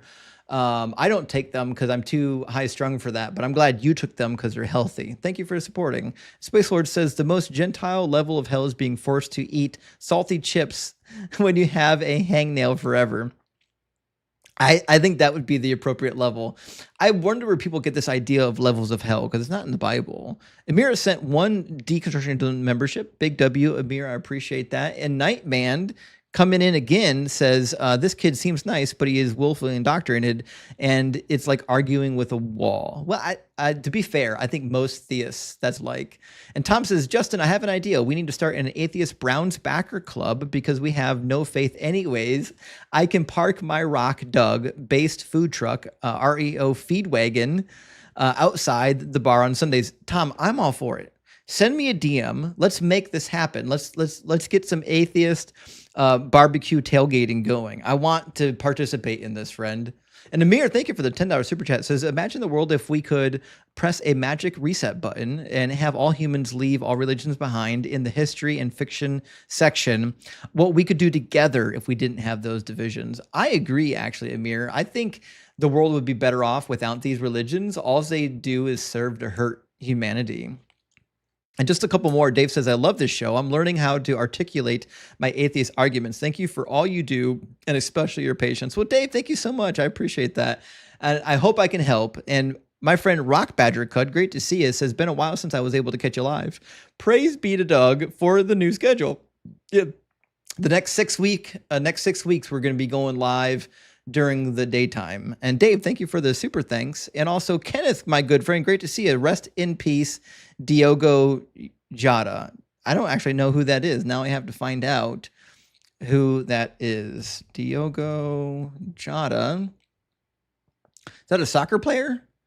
Yeah, rest in peace, my friend. I don't watch soccer, but I hate to hear of a human being passing. You know what I mean? And last one from Jim Nasty. Thank you so much for the super chat. It says Creed is a shut-in that has never been touched except for his pocket girlfriend, shaped like a golden retriever. May him and his mouth of braces and rubber bands never know love, undeserved. Well, I think, remember, a lot of us were in this cult, Jim. I think there's hope for him. I think there's hope that he will eventually leave the cult and will be able to be reformed and be an actual producing member of society. I have hope in this. All right, let me grab our next question. I mean, our next guest. We're going to get someone from our TikTok queue. Looks like Squirrely Bran. How you doing, Squirrely? Ew, I'm doing fairly well. Yourself? Doing good. Thank you for asking. Squirrely, are you at least 18 and are you a believer? Oh yeah, I'm 28 and I'm a believer, but my belief kind of lands somewhere between Christianity and Buddhism. It basically like when I read the Bible and was studying the things that Jesus did in his life, it seemed to loosely align with a lot of Buddhist concepts that I had also been reading at the time. So if you don't mind, could I just kind of describe my general belief of what God is, and you can give me the scrutiny after? Yes, I think that works, because I think your conception of God might be non-standard. So I'd love to know how you've concocted your belief system. Absolutely. Okay, so basically, sorry. For me, I think that God is basically just the word for unconscious and conscious life. So basically, God is a formless, senseless, neutral force in life. So essentially, it's non-existence in and of itself is what God is. And does it think? No. Oh, it has it doesn't have the capacity to do anything. That's why we exist, because we are basically, our bodies are the tools for this consciousness to inhabit, to be able to experience the universe, because otherwise it would just be nothingness, because without senses to experience, there is nothing, at all. So, I mean, just a little brief update. I don't know if anyone's told you yet, but Squirrely, you're an atheist. Fair enough. I mean, I kind of believe that that there is a force that's I guess maybe so, but I kind of believe that there's a piece of this thing in each person, that we exist to experience life, and that's the purpose of God. That we in and of ourselves are all God, trying to experience the universe, essentially. Right, that's what I'm saying. Like your God doesn't actually exist. Like if your God, yes, okay, my bad then. Sorry. right. So for example, what's the difference? If I said tomorrow, okay, if at midnight the clock strikes midnight and God, the God you're describing disappears, what's different at 12:01? Well, I think it's more of If it disappears, Mm-hmm. well, I guess in my concept, it's not that it it's just beyond human comprehension, I suppose. But if it was to disappear, I suppose what would happen is the pieces of it that exist in life would just recycle into the empty space.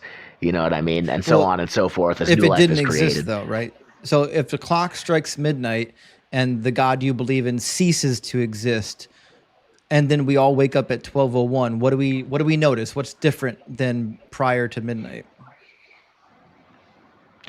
Nothing. That's Right, yeah, nothing exactly. at all. So like if your God existing and your God not existing are virtually identical, it seems like adding the God notion into it is an unnecessary step. Fair enough. You know what I mean? Interesting. Yeah, absolutely. That's because it's just like I might as well just say soul and be like, yeah, God doesn't exist. That's or just come up with another word for it. Other than it's just it's just a fake word to describe. It might as well be magic. Because you could just be a true Buddhist and say I don't believe in a God at all, but I do believe in like the spirit world.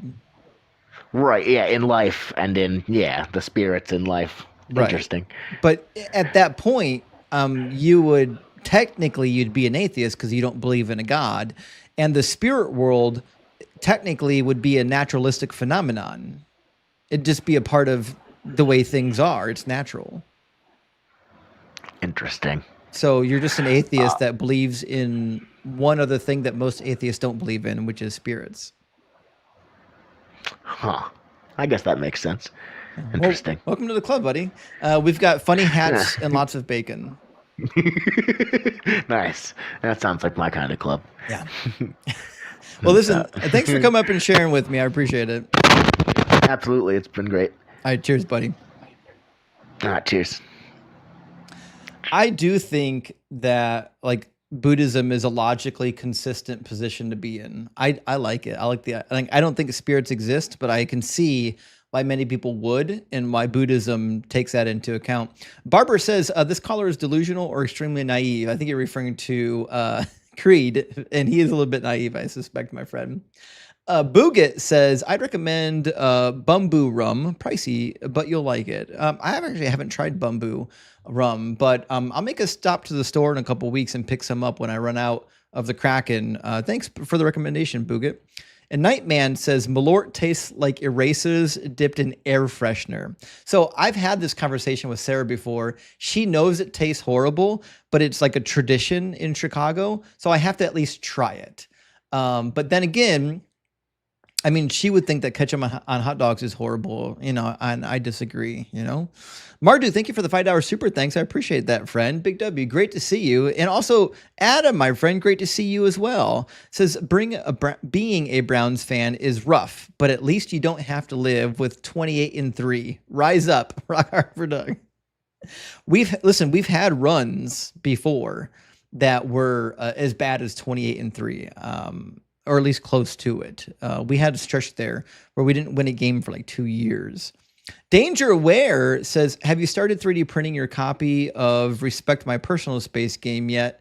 Our asteroids are evidence of Doug. I actually don't know much about that game, but I did recently start doing some 3D printing. I've got some repairs for my old colonial house that I've been doing some prints for, like stuff that you can't find in the store anymore. So I am doing that. But no, I haven't printed any games. Match says, I draw the line. No one is smarter than Justin. Match, I hate to tell you, there's a lot of people smarter than me. And I mean a lot. I've worked with some people that make me look really dumb. Amir says, ChatGTP was probably like, dude, I can't help you with that stupid shit. I guess some fools say. I believe that. What that guest asks for is apologetics. Yep, that's exactly what happened. Yep. ChatGTP, give me a defense of my already held position. Match says sarcasm is the lowest form of wit. That guess I disagree, Match. Wit is the soul of comedy, and I believe that sarcasm is a version of wit. But listen, I appreciate your subjective opinion.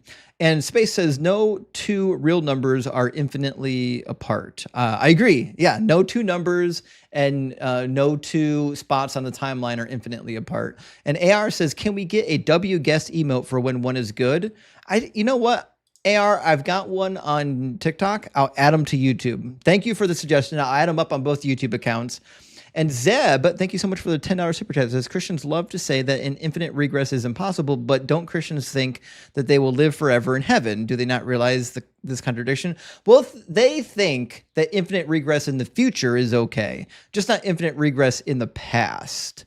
So that's how they square that round peg. But none of them can really explain why that is the case. They just have a bunch of really bad examples for why that is the case. And just a couple more. Our friend Texas Panhandlers in the house, thank you, buddy, says definitions are subject to whether they move the apologist arguments forward or not. The apologist dictionary is revised hourly. Actually, you're not wrong. In fact, if you read like philosophical definitions, sometimes they don't even match what you find in church history. And the church history, they were engaging in philosophy. So Adam Anderson, thank you so much, my friend, for the $20 super chat. That's generous. Says, thanks for making work entertaining once again. Subjective and objective are hard concepts for Christians. They'll never get it. Praise Doug. I agree with you. That is my subjective opinion, that they'll never understand the difference between the two.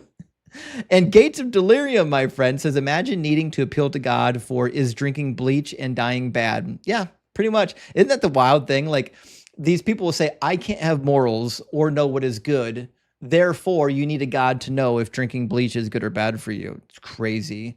Your trick says, cook on, brother. Love your content. What do you think is behind powerful supernatural experiences that theists claim to have? Well, I think it's delusion, quite honestly. I think psychosomatic effects, I think they're placebo effects and delusions, and people just interpreting things through their imagination. In fact, people with prefrontal cortex damage are more likely to have these spiritual experiences than not. It seems to be a product of the brain. Hammond says, is it possible that Jesus abolished the marriage of his disciples?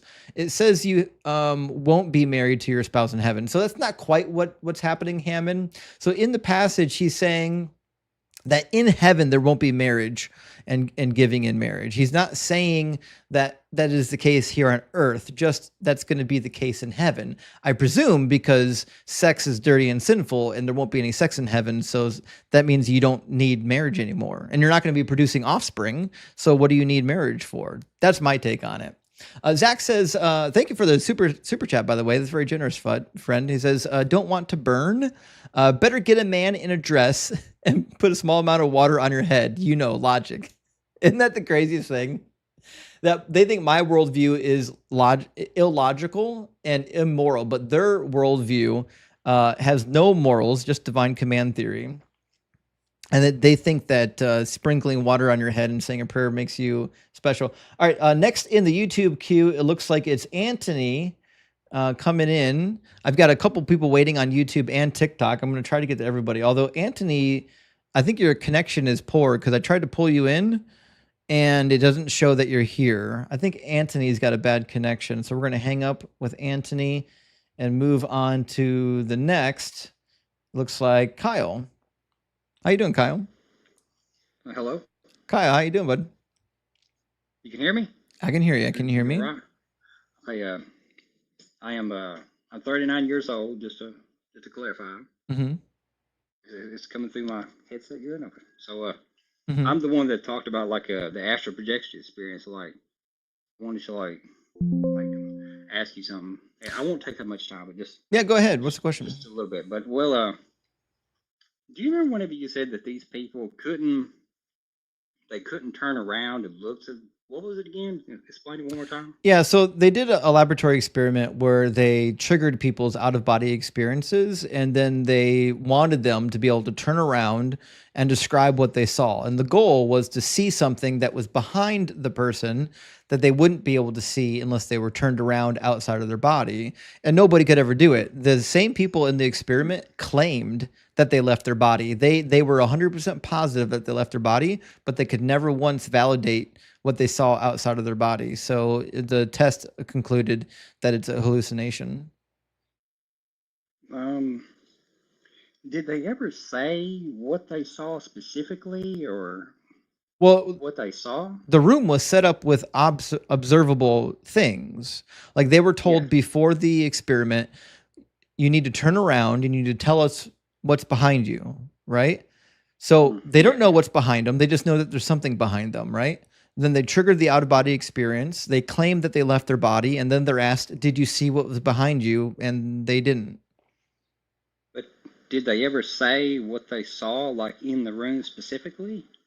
I forget. I mean, you can read the study if you want to hear their actual testimony of what they thought they saw, but the reality was nobody was able to validate what was behind them.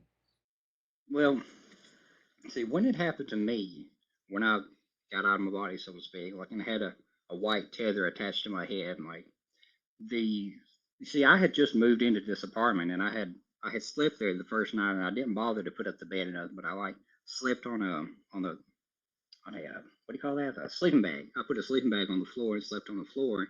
And whenever I woke up, I wondered what had happened. Like, now I had been trying to do this, been trying to astral project for like 2 years or 3 years, I think it was, ever since I was 25. It happened when I was 28, and I'm 39 now, so it was a pretty long time ago. But I still have it pretty well memorized in my head what happened. But what I'm getting at is that when it happened to me, the furniture, the chairs, the couches, everything that was in the apartment was all gone. Like everything had disappeared, and like what I'm getting is like whenever these people had these out of body experiences, whenever they tried to trigger it, my guess is what they saw is all their stuff will be gone. Like for me, that's what happened for me whenever I had it happen to me. I But guess does that did make it, sense? if it disappeared, like if your all your stuff disappeared, that's a hallucination because your stuff, Yeah, like physical objects, aren't in the habit of vanishing. But then I've had dreams and lucid dreams where my stuff would still be there though. Mm-hmm. Yeah, I have lucid dreams as well, friend. Yeah. Are you sure? Like, I mean, that's. I guess that's the gist of it. Just that these people couldn't do it because they couldn't turn around. It's an easy task. All you got to do is turn around, and they can't do it. Maybe I need to try to go to this place and try to do it and see. Did they use any psychedelic drugs or anything like that to make them have that experience? There's been a couple ways that they did it. So they've done using deep brain stimulation. God helmet. I mean, they do deep brain stimulation as one method, and then another method is usually like DMT. And both methods produce what we would call spiritual experiences. And there are alternative methods that are dangerous. And a lot of people, we've talked about this before, so a lot of people in the chat know what I'm talking about. But like when I was a kid, we used to play a game where you would like hyperventilate and get all the, the oxygen out of your body, and then someone would like squeeze you until you pass out. And it causes hallucinations while you're passed out. In fact, we used to, my brother and one of my sisters used to do it for fun when we were kids. And one of my sisters had a hallucination when she passed out that scared her, and she quit. She's like, "Nope, I'm never doing that again." And I can't tell you what I just saw, but it was terrifying. And so, like, the brain has a pretty good capacity of hallucinating when you mess up the brain. But I'm doing it through meditation though, like doing the meditative state is whenever it happened to me. Whenever I would sit down and I would just meditate and try to like calm my mind and become as calm as possible, like as relaxed as possible. That's the way I've been doing it though. Right. No, there's lots of ways you can get into a brain state, right? But the question is whether or not while you're in that brain state, you can actually objectively do something that's provable. And no one can seem to do it.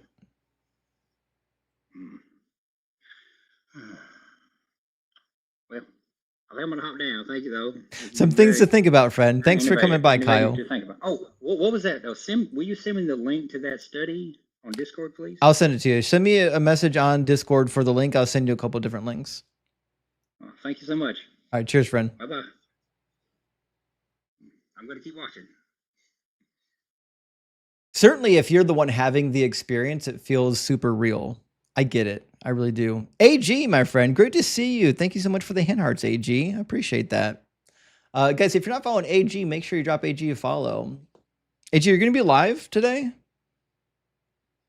I'm going to be, my stream ends at 5.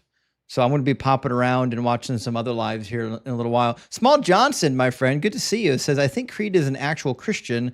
I've heard him on Joel's live before. Talked to Joel about him. Also, good to see you in the day. Well, thank you so much, Small Johnson. It's great to see you. I hope you're doing well. I don't know if you're at work, but I hope you're having a good time at work if you are, in fact, there. Oh, AG, you just ended the live? Okay. Okay. Jimmy says, which would you bet on, Bible or the Anunnaki myth?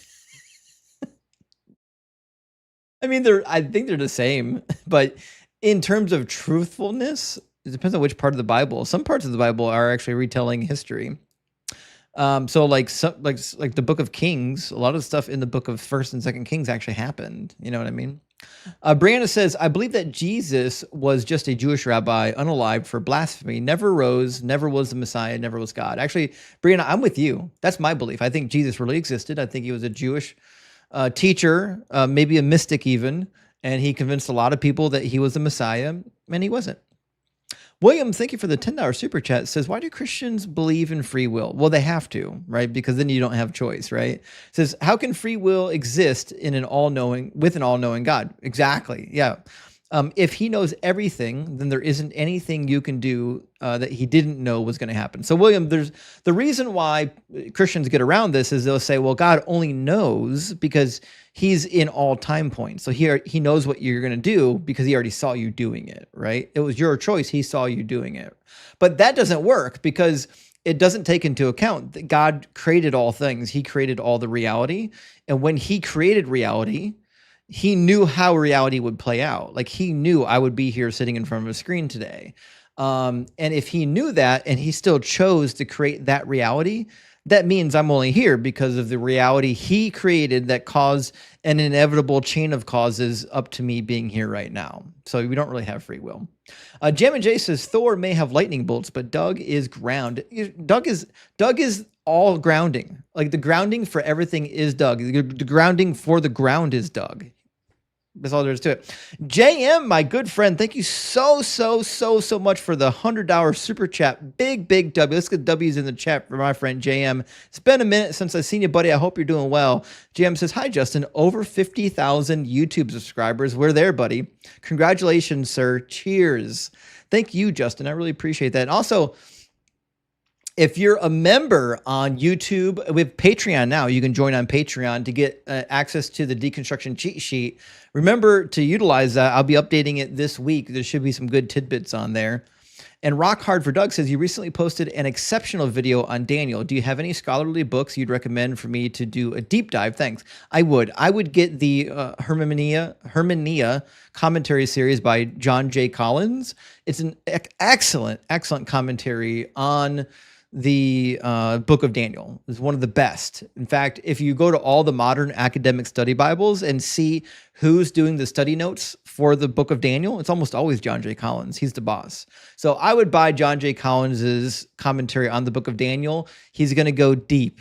Once you get through that, I've got some more. Buddy. But good question. And JM gifting out 20 Deconstruction Zone memberships. Big W, friend. Big W. I really appreciate that. That really helps. Subscribers are the backbone of the channel. It's one of the things that really helps keep everything oiled and running. And also Holofurfy sending out 20 DZ debate memberships. Big W, Holofurfy. I really appreciate it. It's very generous. Guys, the memberships really do help the channel survive. So thank you so much for everyone who's a member. And we've got looks like next in line is going to be Yahosha, and then Moses is what we've got going on here. So let's get our next guest into the queue or into the guest box. Oh, Yehoash. Sorry. How you doing, Yehoash? I'm doing good. Yehoash, are you at least 18, and do you believe in some kind of a God? Yep. I am 22. And Jesus Christ is your Lord and Savior. He died for your sins. Cool. And what would be the most compelling evidence or argument that the Christian God is real? Well, first of all, I don't follow religion. I don't follow Christianity. Second of all, is yeah, I used to be a lukewarm Christian like you. I'm assuming that you were a lukewarm Christian in your No, life. you'd be completely wrong. I was You was not a never a Christian. lukewarm Christian. I was a Christian for 20 years. I was so committed to Christianity that I went to Bible college and seminary. I was involved in ministry for over 10 years because I took it that seriously. I passed up all kinds of well-paying jobs to do what I did because I was so committed to the cause. So it sounds like you might be lukewarm, but I never was. Okay, so first is you have to go into college for a Bible. That's you don't got to do that. Absolutely not. Actually, you So do. If you're going to that's be a Bible expert, if you're going to teach the Bible in front of human beings, you should actually have the no, prerequisites you to don't. make you able to do that. You need to know the history. You need to know the You could read languages. the. You need to know the culture that the Bible is written in. And my guess is because you're lukewarm, you're not willing to do I'm that. not a lukewarm. You sound lukewarm I'm not already. lukewarm. You sound soft. You sound like a Okay. soft Christian. Okay. So can I let me resume. Okay, so you don't have to go to a college to read the Bible. No one said you One. do. And second, I say that you were lukewarm is because you were still in sin, right? And No, you were wrong. so-called. You'd be wrong. So you never had sex before marriage while you was doing that? I'm sure I committed sins before. I committed sins as a Christian, just like you did. I'm sorry. Do you not commit sins? I never said I never committed sins. Oh, but okay. I, So but as it turns out, Christians do commit sins, including yourself. And you just said that because you think I committed sins, I must be lukewarm. So I would say by the same token that you're no, lukewarm I'm as well. saying in terms of, like, let's say me, This is the worst I argument I've would heard in a long say time. I would say like a white lie, maybe. That's still a sin, a white lie, if you really go deep and read the Bible. But So you've never committed but never committed a grave sin? I mean, all sins are equal, Mm. as just like the Then Bible why are you says. pulling out the white lie? If all sins are equal, why do you care if it's a white lie or if it's murder? No, I'm just saying. I'm just saying what I did, just to say, yeah, I did sin. But the Well, thing about sin don't is, minimize it. it is the importance of repentance, turning from your sins. That's why I said, what I'm hearing from your story and what I'm hearing for what you're preaching on TikTok is you were a Christian and then you turned from faith because Because it's not true. I'm just Do you want to getting actually see lukewarm. why it's not true? I'm just getting lukewarm Christian, honestly. But I think you're with just me, you're just getting I'm getting a fact that you're just an uneducated dude that probably thinks he's a Hebrew. I am not a Hebrew Israelite, actually. Just checking. So that's Okay, one. so Okay, so second. so let's Can I talk start. about my testimony? No one cares about your testimony. I want to hear like a Okay. good evidence or argument for why your God is real. No one cares about your preaching. Okay, so like I said before, I used to be a lukewarm Christian. I was raised Nope. in the church or whatever. No one cares about your I was testimony. never. Well, you're saying why I believe in God. So Is your I testimony don't the know only why. thing you have? You gonna let me explain? Because it's basically. Well, it's a yes or it's no its own question. person- Is your testimony the only proof you have? Yes. Oh, Because it's okay. with- Then I'll just move on to the because next guest. It is a relationship. It is not a religion. That's something you Yep. hadn't met. No one cares. All right, we're gonna move on to an adult. No one cares about your testimony, people. Your testimony is meaningless. Every religion has them. Also, Mike, thank you for the super chat. It says Phil Bros, big brain, the keys of the universe. The keys of the universe are also in the book of bad cosmology, flat Earth, striped offspring. Oh yeah, Jacob's magical striped offspring and magic. Yeah, isn't that funny that Phil Bros will do all this work to like invent their god into reality, but they will refuse to actually read the book that denies that God's existence, that contradicts the philosophical notion of God they came up with. And Mike says the bad sarcasm joke was probably sarcasm. Sorry, I missed it. Sorry. When you're doing multiple things up here on the stream, sometimes you miss things. So it's my bad, Mike. I apologize for that. And BPA says, mind you, the quote is sarcasm is the lowest form of wit, but the highest form of intelligence. I actually don't know the full quote, BPA. I thank you for setting the record straight. But my position is that sarcasm and puns are funny. You don't have to agree. That's just my opinion. Keith X, my friend, thank you for the super chat, says, doesn't thinking an omniscient conflict since thinking means coming up with or obtaining knowledge previously not known? So I think obtaining knowledge, yes. And I agree with you. This is why God outside of time and space being all knowing doesn't make sense, because a God who already knows all things doesn't actually think. Thinking is a process that we engage in, and you can't actually engage in processes outside of time. Doesn't work. You need cause and effect. With no time, no cause and effect. Ben Hook says, where did the name Jehovah for God come from? It comes from a tradition from the Masoretic scribes. Good question, Ben. So the Masoretic scribes didn't want you to pronounce the name Yahweh. So when they added vowels to the text, a lot of times what they would do, like you'll see this in Exodus chapter 6, they would add the vowels for Adonai, meaning Lord, or Adonai, meaning my Lord. They would add vowel pointers into it that would indicate, like, hey, say Adonai rather than saying Yahweh, right? But what happens is a lot of people came later who didn't know that was the situation, and they read it and they're like, oh, it's Jehovah. Like, no, fucking, it's not Jehovah. You're not part of this tradition. You have no idea what's happening. So no, God's name isn't Jehovah. Plus, also remember that God's name wasn't written with vowels initially; they were implied vowels. So you have to use the implied vowel grammar rule book, and it don't get you to Jehovah. Burner says, thanks for making that last half of work bearable. Well, Burner, thank you so much for watching. I'm glad that you're here, and thank you for supporting the channel.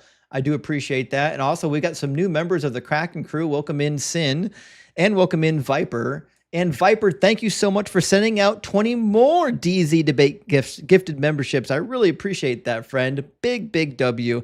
And anyone who got one of those memberships has access to the DZ cheat sheet. Highly recommend it. 3 more super chats, and we get our next guest in here. OG Lilith, thank you so much for the $10 super chat. Says, wow, poor Creed. I had to slide back because I came in after he was on, so I had to slide back. It was like he just got hit by a catapulted Doug. I think you're right, actually. Seriously, I hope that sinks in for him. Well, I suspect it will. Creed sounds like a sincere young man, does he not? So thank you for the super chat. I appreciate that, Lilith. Good to hear from you. And Richard Cox, amazing name. Thank you for the $10 super chat. Says, thank you for all you do. Well, I appreciate that, Richard. Thank you for supporting, and thank you for being a member. I see a little member badge. Big W, friend. And my friend Kenneth coming in again with $36.99 AED says, a guy called Sam Shamoon, rebuttal on the fulfill the law verse by reading further. It's weak because slavery isn't addressed. How do we counter him? Only a handful of laws got an update. Need more. Well, I don't know what you mean. I haven't heard Sam Shamoon's argument on this particular passage, but the reality is if you just read verses 18 and 19, he tells you explicitly, anyone who teaches others not to follow the law will be called least in the kingdom of heaven, and those who do the law and teaches others to do the law will be called great in the kingdom of heaven. It's just a blanket statement. God is pro law of Moses. And Kyle says, I think it's funny how David's 10 wives that he already had couldn't keep him warm at night. Yeah, with the story of Abishag. One of the number one things in this book that makes me say the book is a load of nonsense. I agree. The story of Abishag's crazy. Not just that it's a crazy story, that we know there were people in the ancient world that read the story and was like, oh yeah, that checks out. That makes sense. Oh, come on. You gotta be kidding me. All right, let's get Moses in the guest box now. Although Moses's connection looks like it broke because I can't actually pull Moses into the guest box. He was here a minute ago. There he is. Welcome in, Moses. Moses, I don't think you have your microphone set up.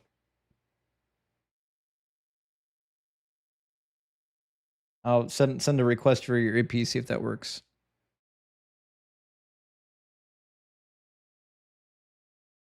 If you're talking, we can't hear you, right? Hello. There you go. Welcome in. I think you just got a slow I am connection. okay. Moses, are you at least 18 Hello. and are you a believer?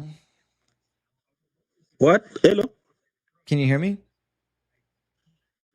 Yeah, I can hear you. Okay. Moses, do you have Wi-Fi? Because your connection's pretty spotty. Yeah, I do have Wi-Fi. It'd be helpful if you can connect to the Wi-Fi. The Holy Spirit connection is pretty weak. I'm not a Christian. I'm an atheist. Oh well, shit, buddy. We're debating Christians and Muslims and Jews and Hindus and what do you? Oh, Did you have a question? I was just calling to. I was calling to appreciate your work, the way you're reaching us back here in Kenya. Well, I appreciate you stopping by to thank us and saying hello. And you know, we're going to do as much as we can. You know, obviously, I believe that religion is a net negative for humanity, and I want humanity to thrive. Me too. Me too. Thank you. Yeah, cheers, Moses. Great to hear from you, buddy. Take care of yourself. Thank you. Oh, W. Moses, nice guy. Okay, we'll get our next guest into the queue. It looks like it's going to be Mania was in the queue first.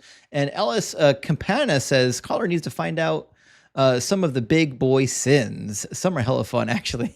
There are some sins that are hella fun. It makes you wonder how some of these sins got invented. Thank you for the hand hearts, Roddy. It's great to see you, friend. Well, Mania might not be able to connect. They were in here for a while, so I feel bad they waited all this time.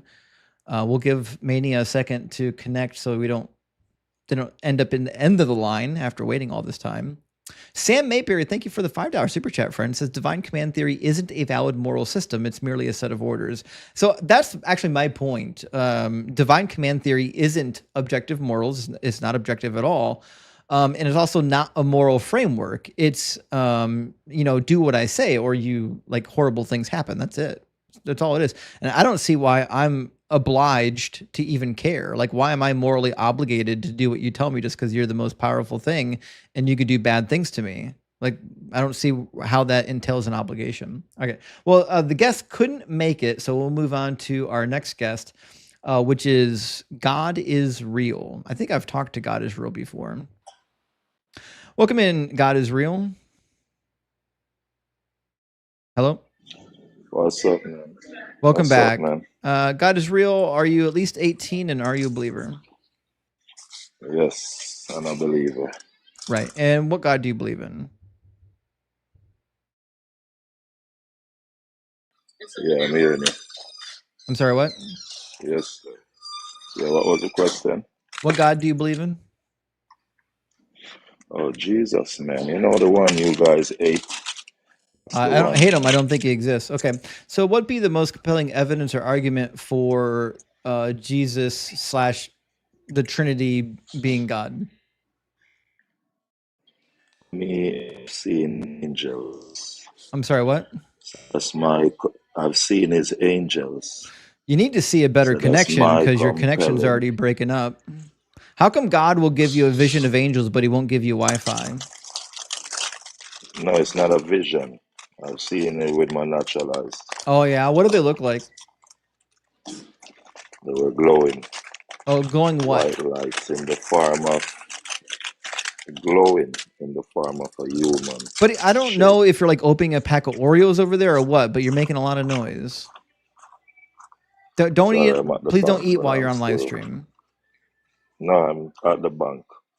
I'm counting out You're eating money at the that bank? God bless me with. No, I'm counting out money.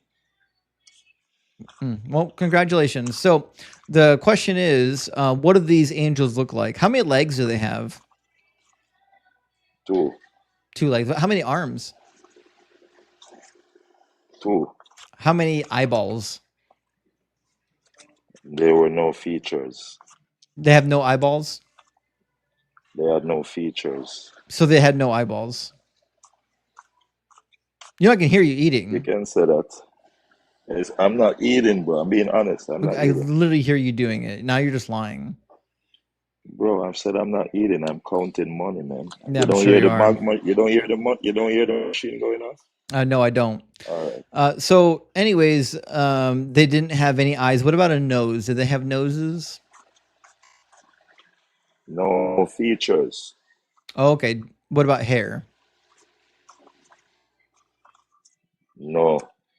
No hair. Okay. No features, Well, just light. if they have arms and legs, those are features. You know that, right? If they have what? Arms and legs. What do they need arms and legs for, by the way? I don't know. That's the way I saw it. Well, It was but in the middle of the day. but they don't need them, right? They don't need arms and legs. Why you say they don't need them? What are they going to use them for? They use them to stand up. On what? I mean, on what? They just use them to stand up. Why? Yeah, They can float. They can fly. They don't need legs to stand up. yeah, but they gotta have some feature. Birds have legs, right? But they can fly, right? So birds So are what's the angels? sense you're making? Do No, angels you get said they have tired? legs and they can float. Do angels Birds get can fly, tired? but they got legs. Don't try to divert. Birds have Do legs, but don't they angels fly? get tired? I don't know of that. Yeah, okay. So they can float, they can fly. I would be inclined to believe that they don't get tired, being that they don't have a physical body. And part of getting tired is dependent on physiology. So it's weird that they would have legs that they need to rest on the physical earth with when they don't get tired and they don't actually need to rest and they don't actually need the earth to even be there for them to be on it. But I think you're moving the goalposts. I just proved that. you didn't. My best argument is that I've seen angels. Now Well, you're that's not even a good going argument. into physics. You're What I'm going doing into is physics now. demonstrating We're the not talking silliness of about your physics. hallucinations. Your hallucination Yeah. demonstrates that you probably need to see a medical Okay. doctor. But listen, So how do you know that? So I don't think you're real, by How the do you way. know that? I don't think you're a real person, and I don't want to hear you eating or counting your money anymore. So I want to move on to someone with substance. I find it hard to believe that you're a real person. All right, let me move on to the next guest. I think it's going to be Anthony, and we'll see if Anthony can connect. Fry, good to see you, my friend. Fry says my Lutheran pastor was named Richard Kling. Well, you know what his nickname was. Did you refer to his kids as dicklings? I had to do it. I had to. I don't know what to tell you. I have to do it. I'm a degenerate. That's all there is to it. Doji, thank you for the super chat. Appreciate that, friend. Big W. It says these callers are why grifters like Kenneth Copeland are so successful. Have you all seen his house? The most successful scammers in the world fly on wings of Christianity. Yeah. All these televangelists are grifters. They have fake degrees. They lie about their education. They lie about their knowledge. They lie about their taxes and their finances. If you go to a mega church and your pastor drives a Mercedes or flies in a plane or has a mansion, just know that you've been duped. You've been duped in the most embarrassing of ways. And I would feel bad for you if you weren't a full-grown adult capable of doing your own research and using common sense. If you were a teenager, I would feel bad for you because you're still learning as a teenager. Full-grown adults know that people who claim to hear from magic men in the sky don't need your money. They certainly don't need jets or private mansions or private planes or anything of that nature. Delta, welcome in. How you doing? Delta? Yes, hi. Welcome in, Delta. Delta, are you at least 18 and are you a believer? Yes, I'm a believer in Christ. Cool. And what would be the most compelling evidence or argument for the Christian God being real? Well, I had a question for you because you said that religion has a negative. That's adorable that you think that, but you're going to answer my question first. Once we get through the initial phase of questioning, then you can ask a question. So, what would be the most compelling evidence or argument for the Christian God being real? History. Okay, can you flesh that out? What about history proves the Christian God being real? Well, Jesus Christ is the person who has been written about and documented the most. So throughout history, our shared history. So, does somebody popular mean that what they say is true? Well, do you believe in George Washington? Yeah, I believe Jesus existed. No one's questioning his existence here. I'm saying if somebody is popular, does that mean everything they say is true? No. Okay. Now, so we agree that Jesus is popular. We agree that he existed as a human being. I'm trying to find a reason why I would believe that he's the Messiah, or he's part of a Trinity, or he's God, or anything like that. Because he out of anybody else that you can think of was able to resurrect himself from the dead. Oh, prove it. Because I know a bunch of people from Jesus' time period and Part of history. prior to Jesus that resurrected from the dead. What year is it? It happens to be 2023 if you're on the American calendar, if you're on the Chinese calendar or the Jewish calendar.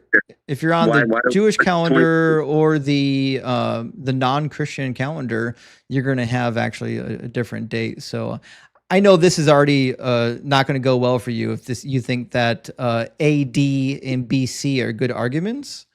So you are aware that the Julian calendar came before the Gregorian calendar, was nearly identical to the Gregorian calendar. Pope Gregory only slightly shifted the Julian calendar. You know that, right?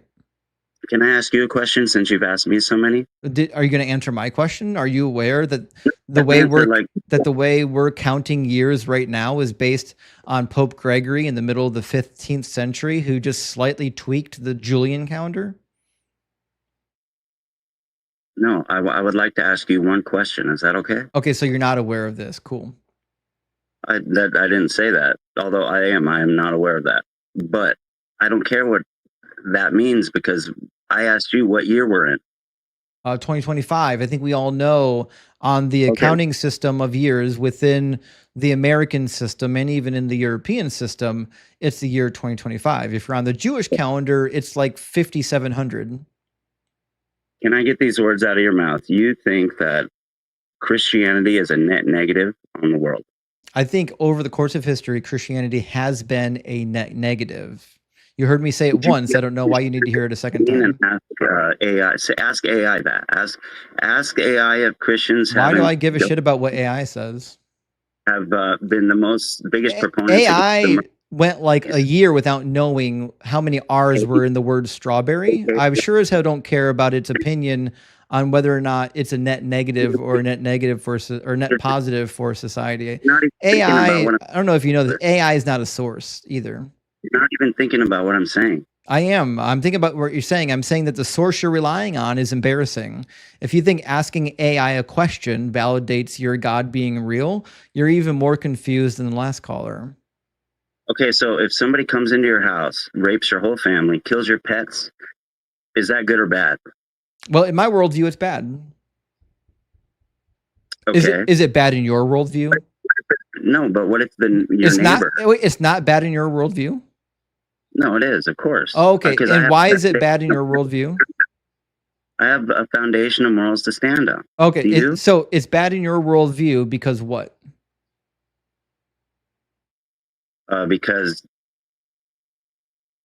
Christ came and he fulfilled the commandments.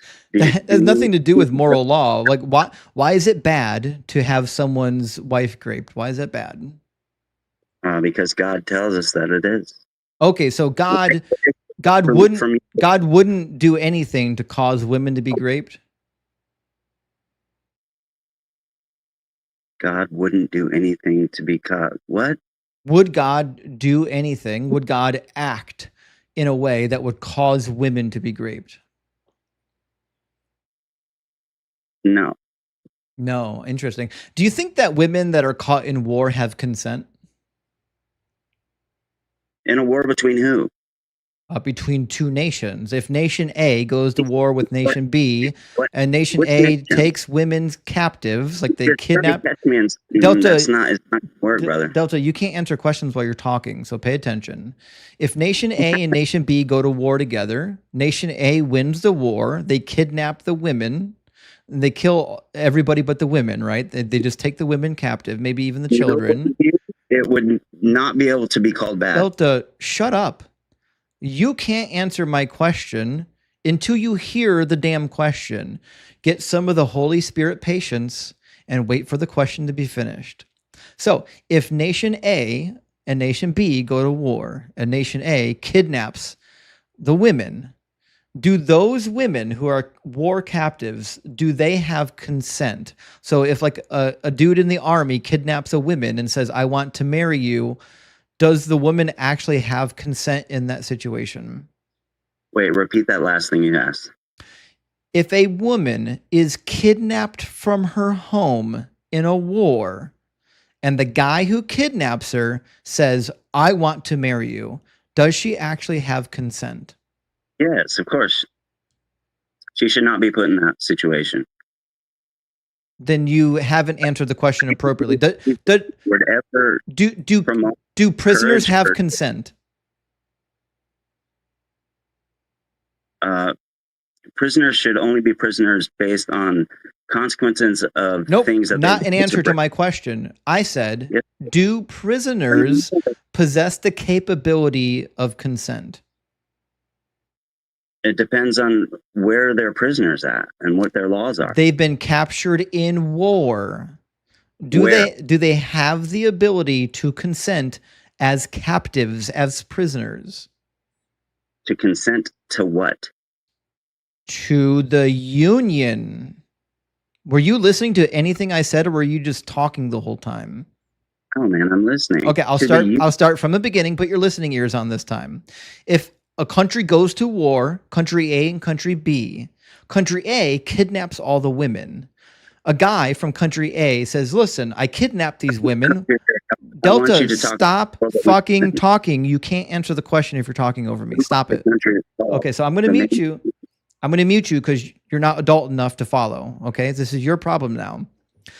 So country A goes to war with country B. Country A kidnaps a bunch of women. They have taken captives. They said, you are now my captive, right? So imagine there's a warrior now with a couple captive women.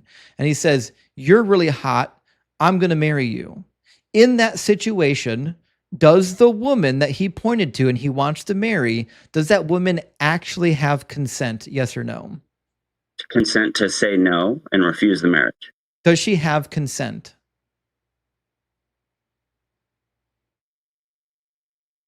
No, she doesn't. In that situation. And exactly in that situation, Delta, she does not have consent. And why is that the case? Because we live in a fallen world. No, she doesn't have consent because she's a prisoner. She is a captive. Right. And the only reason that we can innocent people in those situations. Delta, no one cares about your preaching. We're talking about a specific scenario. Read the Bible, that you were a big Christian back then. Okay, we're going to mute you since you can't actually follow. Okay, now the reason why I gave you the analogy is because it's directly analogous to laws that God gives. God, if you've actually read the Bible, which I know you haven't, because you walked right into this one. God says when you go to war against your enemies and the Lord your God hands them over to you and you take them captive, suppose you see among the captives a beautiful woman whom you desire and want to marry. So you bring her home to your house, and she shall shave her head and pare her nails, discard her captive's garb, and remain in your house a full month, mourning her father and mother. After that, you may go into her and be her husband, and she shall be your wife. So now, according to what you told me prior, Delta, women that are captured in war don't actually have consent. And when you sleep with somebody who doesn't have consent, what do we call that? Rape. Okay. Rape. Now, so what we find in Deuteronomy 21 is God commanding the Israelites to rape women. Yeah, but you're bringing back part of the Old Testament. It doesn't matter if it's Old Testament or New Testament. Did God command it? This is a life. Did God command it? This is before Christ Did existed. God command it? Yeah, he did. Okay, that means God commanded his soldiers to rape women. That's the logical entailment of the argument that we just did, which means your God is disgusting and you need to actually read your book. It's clear you haven't read your book. No, just so you know, Delta, no one can hear you when you're talking when I'm talking, by the way. I don't know if you know this. I'll say it for your benefit and for everyone else's benefit. If you talk while I'm talking, there's no chance in hell, not a snowball's chance in hell that anyone's ever going to hear you because your microphone is quieter than mine. And then also on top of that, your connection sucks. So if you want to have like a real dialogue, you should probably wait till like I'm done talking to say your stuff because no one can hear what you're saying.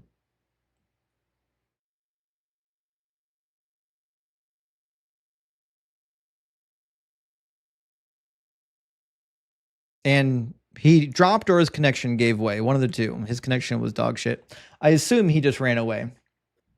So it is what it is. What are we gonna do? You know what I mean? He walked literally. He walked. Sorry. Oh, he came back. All right. Sorry, I asked the Wi-Fi to Welcome. make sure that. Welcome back. Okay. So, do you believe abortion? Was my question. Abortion has nothing to do with whether or not your God is real. No, it's because you're making it seem like what my God has done in the past is so terrible. But I want to know what you allow in this world. Do you believe in abortion? My opinion on abortion is irrelevant to your God. Anybody who has the pride to question what God does in the sense of Jesus Christ and the Gospels, he came to, you know how Jesus Christ was when he lived in the world, and he was a liar and a fraud. I know. He called them vipers and snakes. He was a liar and a fraud. I know. Yeah, Jesus was a fraud. How was he a liar? Tell me how he was a liar, please. Because he claimed to be the Messiah and he wasn't. How do you know that he's not the Messiah? Because the Old Testament tells us what the Messiah is going to do, and he didn't do any of it. And it's very clear, Delta, that he's not the Messiah. All he had to do was actually read the book, which you clearly haven't done. I read the book. Oh, you certainly have not read the book. What messianic prophecy did he fulfill? Even when he was speaking on the cross, when he was dying and being crucified, he said, Father, Father, why have you forsaken me? And that's directly out of Psalms. It's not even a prophecy. Psalm 22 is not a prophecy. Try again. You need to read the Old Testament. I have 2 degrees. I have 2 degrees in biblical studies, both concentrating in the Old Testament. So try again. Psalm 22 is not a prophecy, Delta. You'll be back. No, I won't. Do you believe in abortion? Again, I'm not going to let you pivot. I don't know why you keep thinking I'm going to let you pivot. So, like, I know you're terrified of discussing your actual book, but I know promote sexuality. I know you're terrified of actually addressing your book, and you just want to crash out on your bad political talking points. But we're not going to do that, right? So, we're going to keep talking about your book. Either you're willing to talk about your book or you're not. But I'm not going to let you pivot to political talking points. That's not what we do here. So life, brother. He's still talking. He can't help himself. All right. Well, listen, you can't be an honest interlocutor. And you obviously don't want to have a conversation with why you don't stop talking. So I'm just going to go ahead and he's still talking the whole time. All right. Well, I'm just going to cut you now. And you can go cry about it later. Okay. And that goofball is gone. We'll get our next one in the guest box. Mike Chang says, it's really hard to give a good definition of nothing or non-existence. Really hard to beat timeless, spaceless, immaterial, uncaused. Thanks, Phil Bros. It's amazing. Like, once you've defined God with these characteristics, the God is completely unfalsifiable, completely untestable, which means if there's no way for me to prove your God wrong, there's no way for you to prove your God right. I could simply just insert anything. I can insert Doug or the life-granting unicorn. Like, if we're just saying, here's an unfalsifiable thing that fixes the problem I have, there's a lot of things I could put in there. Kenneth, thank you so much for the super chat. It says, there's a verse which says if a woman makes an oath, the husband or father can cancel it. Yeah, that's in Leviticus. It says based on marital status or numbers. Shit, I forget. But you're right. Yeah. The book is called The Bible. Amazing. Yeah. Isn't it crazy that a woman's voice, a woman's pledge, it doesn't actually matter. You still need your father to okay that shit. If the Bible's not the most misogynistic book ever written, I don't know what is. Maybe Project 2025. Russell, thank you for the super chat. Says if Jesus was very buried 6 feet underground, maybe Christianity wouldn't exist. No, I don't think so. I don't think they even knew when he was buried. I think most of what we know about Jesus was in fact made up mythology, just like the other Roman and Greek mythologies of other dying and rising, deities, or the Caesars that ascended into heaven as God. Mark says, why do theists not do basic research? Actually, I think it's that's why they're still theists, is because they haven't done any research. The reality is they're lazy. They don't want to know what's true. They want to know what reinforces their already held belief because they're just not honest. And Kay, thank you for coming in. Good to see you. Kay says, Justin, did you hear about the Newsboys Michael Tate situation? Yeah, I did a video on it like a week or two ago. I was a huge Newsboys fan back in high school. Well, I loved the Newsboys with Peter Furler. I hated the Michael Tate version of Newsboys. That being said, I actually knew people who worked with Michael Tate and they all said he was a prick. So I'm not at all surprised that Michael Tate is in some hot water right now. Not at all surprised, even in the slightest. I never saw him in a good light. Kyle, thank you for the 25 over Venmo. I really appreciate that, Kyle. Big W. But yeah, Michael Tate, not a shocker. Not a shocker. Nordic Spice, thank you for the $10 super chat. Says, hi, pal. I'm loving what you do. Chris Hitchens, the GOAT. Put the icing on the cake for me. You, for me, have carried the torch. What do you think it would take to rid this world of religion? I think it's a long, long process of critical thinking and probably science. Here's what I think. I think we're going to get to a point where the bucket can no longer hold water. And I'm going to tell you what I think that point is. When we finally find intelligent life, either on another moon or another planet or somewhere like that, when we finally find it, other intelligent life, I think these religions become nonsense. People are like, what the fuck? If God's Bible tells us that we're special, we're unique, but now we're finding these other characters on other planets, I think that's the end for religion. I think it's toast. At that point, you got to invent something new. Robin, thank you for the $10 super chat, friend. Says, I haven't heard every one of your live streams. I've never heard a woman on that struggle. I got to say this again. I haven't heard every one of your live streams. I have never heard a woman on that struggles with questions on bodily autonomy. Has there been one? So, Robin, this is a good question. I see what you're saying now. So on the topic of bodily autonomy, I almost always only bring it up with men because men will double down on that shit and show how vile they are. I've touched on it before a little bit with women, and most of them, not all of them, most of them see the problem, right? But I have some really conservative fundamentalist women that will come in here and be like, no, that's what God said. That's the way it has to be. And just, it hurts. It hurts every time I hear it. It's painful to hear. It does happen, just not as much. Sonus, my friend, great to see you all the way from Argentina. Thank you so much for the 500 ARS, friend. Very generous. Says extended 4th of July barbecue. It really is. If Doug is piezoelectric, obviously he must be, Zeus stories might come from his sparks. Praise Doug. Actually, the piezoelectric phenomenon is one of my favorite in electricity. There's so many things that operate on piezoelectric forces, including sensors, energy, conduction. It's such an amazing thing. Like if you thought electricity was cool and you're listening right now, just Google YouTube the piezoelectric effect and see all the ways that it gets used in modern society. It's foundational. It's amazing. Praise Doug for the piezoelectric effect. Praise Doug. And Dade Murphy, thank you so much for being a member for 6 months. 6 months, Dade. I really appreciate that. Says, I have a hankering for the taste of honey from the entrails of freshly torn apart lion. Says Samson. It sounds delicious. It's a very plausible story. And last one from Killen says, God gave the recipe for abortion. If that guy had read the book, he wouldn't bring abortion into the conversation. So I wanted to keep him on the book because you're right. In Numbers chapter 5, God gives you a recipe for doing abortions. As long as the baby's a bastard, you know what I mean? So yeah, I mean, if he had the patience to have actual dialogue, we could have cooked him on that, but he didn't have the patience for it. Hex, welcome in. Hex, are you at least 18? Oh, Hex, you got to be at least 18. You sound like you're 5. Well, I have... Nope, sorry.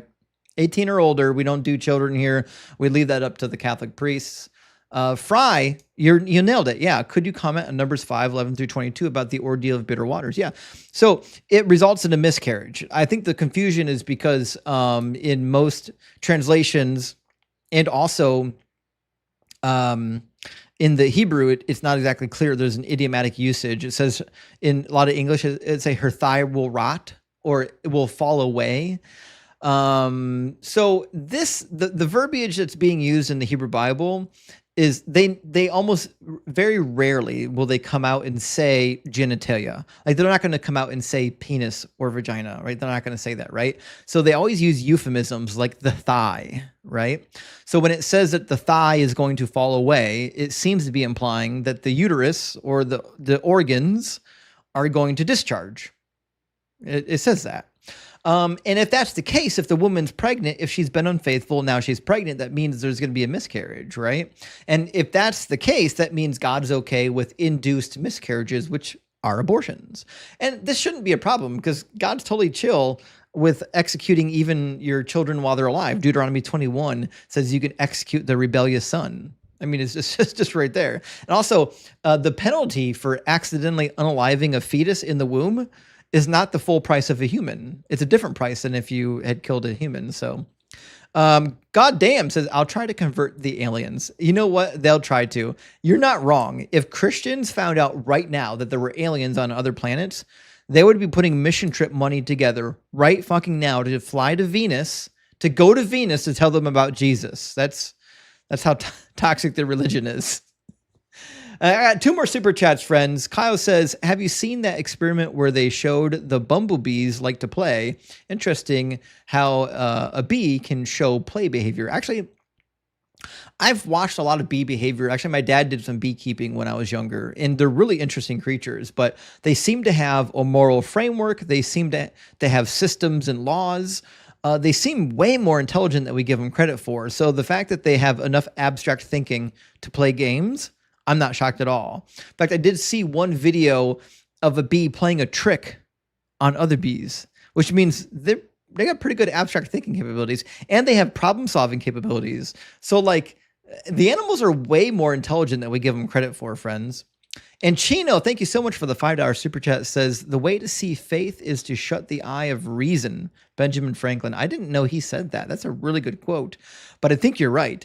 Like you can have faith or you can have logic and reason, but I don't think you can have both. I don't think faith is reasonable. I think most real Christians admit that faith isn't reasonable. That's why it's faith. And if you're a Christian and you are okay with that, good. Just know that it's fine for you. We don't care for it. We don't need it. We don't need your blind faith. Listen, friends, we're out of opposition and I've got to cut the stream anyways in a couple minutes. My sitter, my nanny, is done at 5. And so I'm going to go down and relieve her of her duties. And then me and my son are going to go play in the sunshine and get some vitamin D from the sun, even though it's going to give me cancer. It's not going to give him cancer because he's got melatonin in his skin. He's not as white as me. His skin doesn't do what my skin does in the sun. My skin burns and turns horrible. He just looks better and better. But so we're going to go play. We're going to have a good time, and we're going to do some splashing and probably go on a little bit of a hike. So thank you so much for being here, friends. I really appreciate you being here. I'm going to be live again. Oh, melanin, not melatonin. Thank you. I appreciate that. That was my bad. Melanin, not melatonin. We got another super chat. No more super chats, friends. No more. I gotta go. Thank you for the super chat, though. I really appreciate it. Gene says, possible cause of many miscommunications. You dig into context when theists mean to ask for context, the cherry picking most suitable for the tricking marks into swallowing theological BS. So context, the text that cons. I see what you did there. Don't worry, your joke didn't get missed on me. I appreciate a good joke. But you're right, that's really what it is. Like the theists don't care about the context of the passage. They want to know, where can I go forward or backwards in the passage to find anything that will give me wiggle room out of what it actually says. That's what they're looking for. They're looking for wiggle room. They're not looking for context. They're not saying, what is the most probable meaning of the text? They're saying, what can I find in here to make it say what I need it to say? And that's why fundamentally apologetics is just dishonest. Who's live right now that we can go raid? Is anyone live right now? Let me see who is live. Ian's probably live about now, isn't he? Let me see.